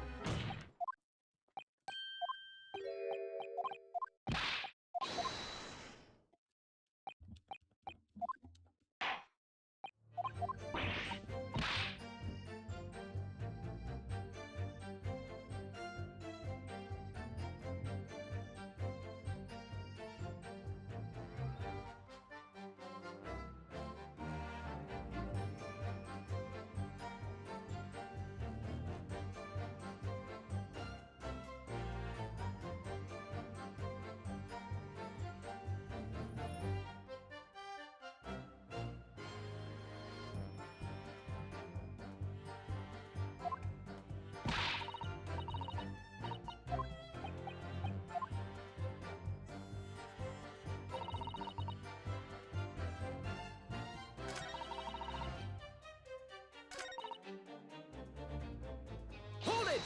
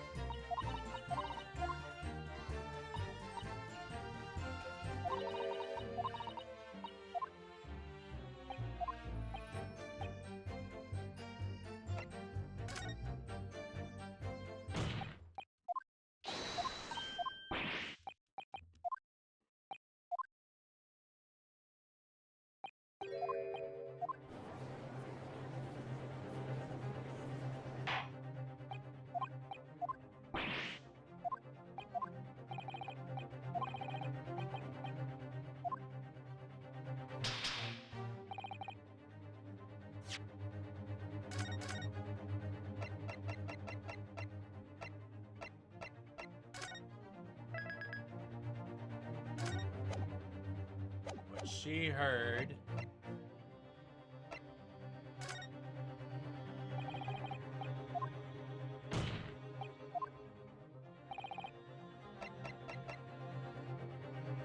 Take that! A thud. She said it earlier. That's a weird one.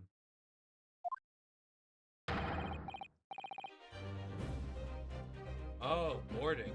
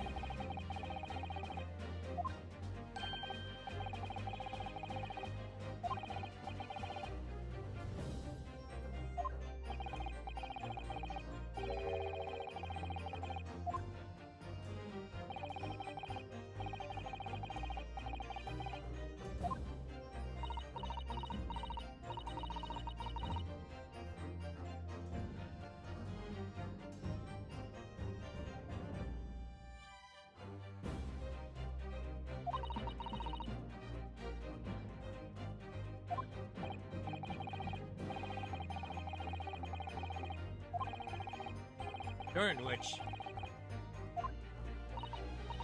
Nah, I never heard it.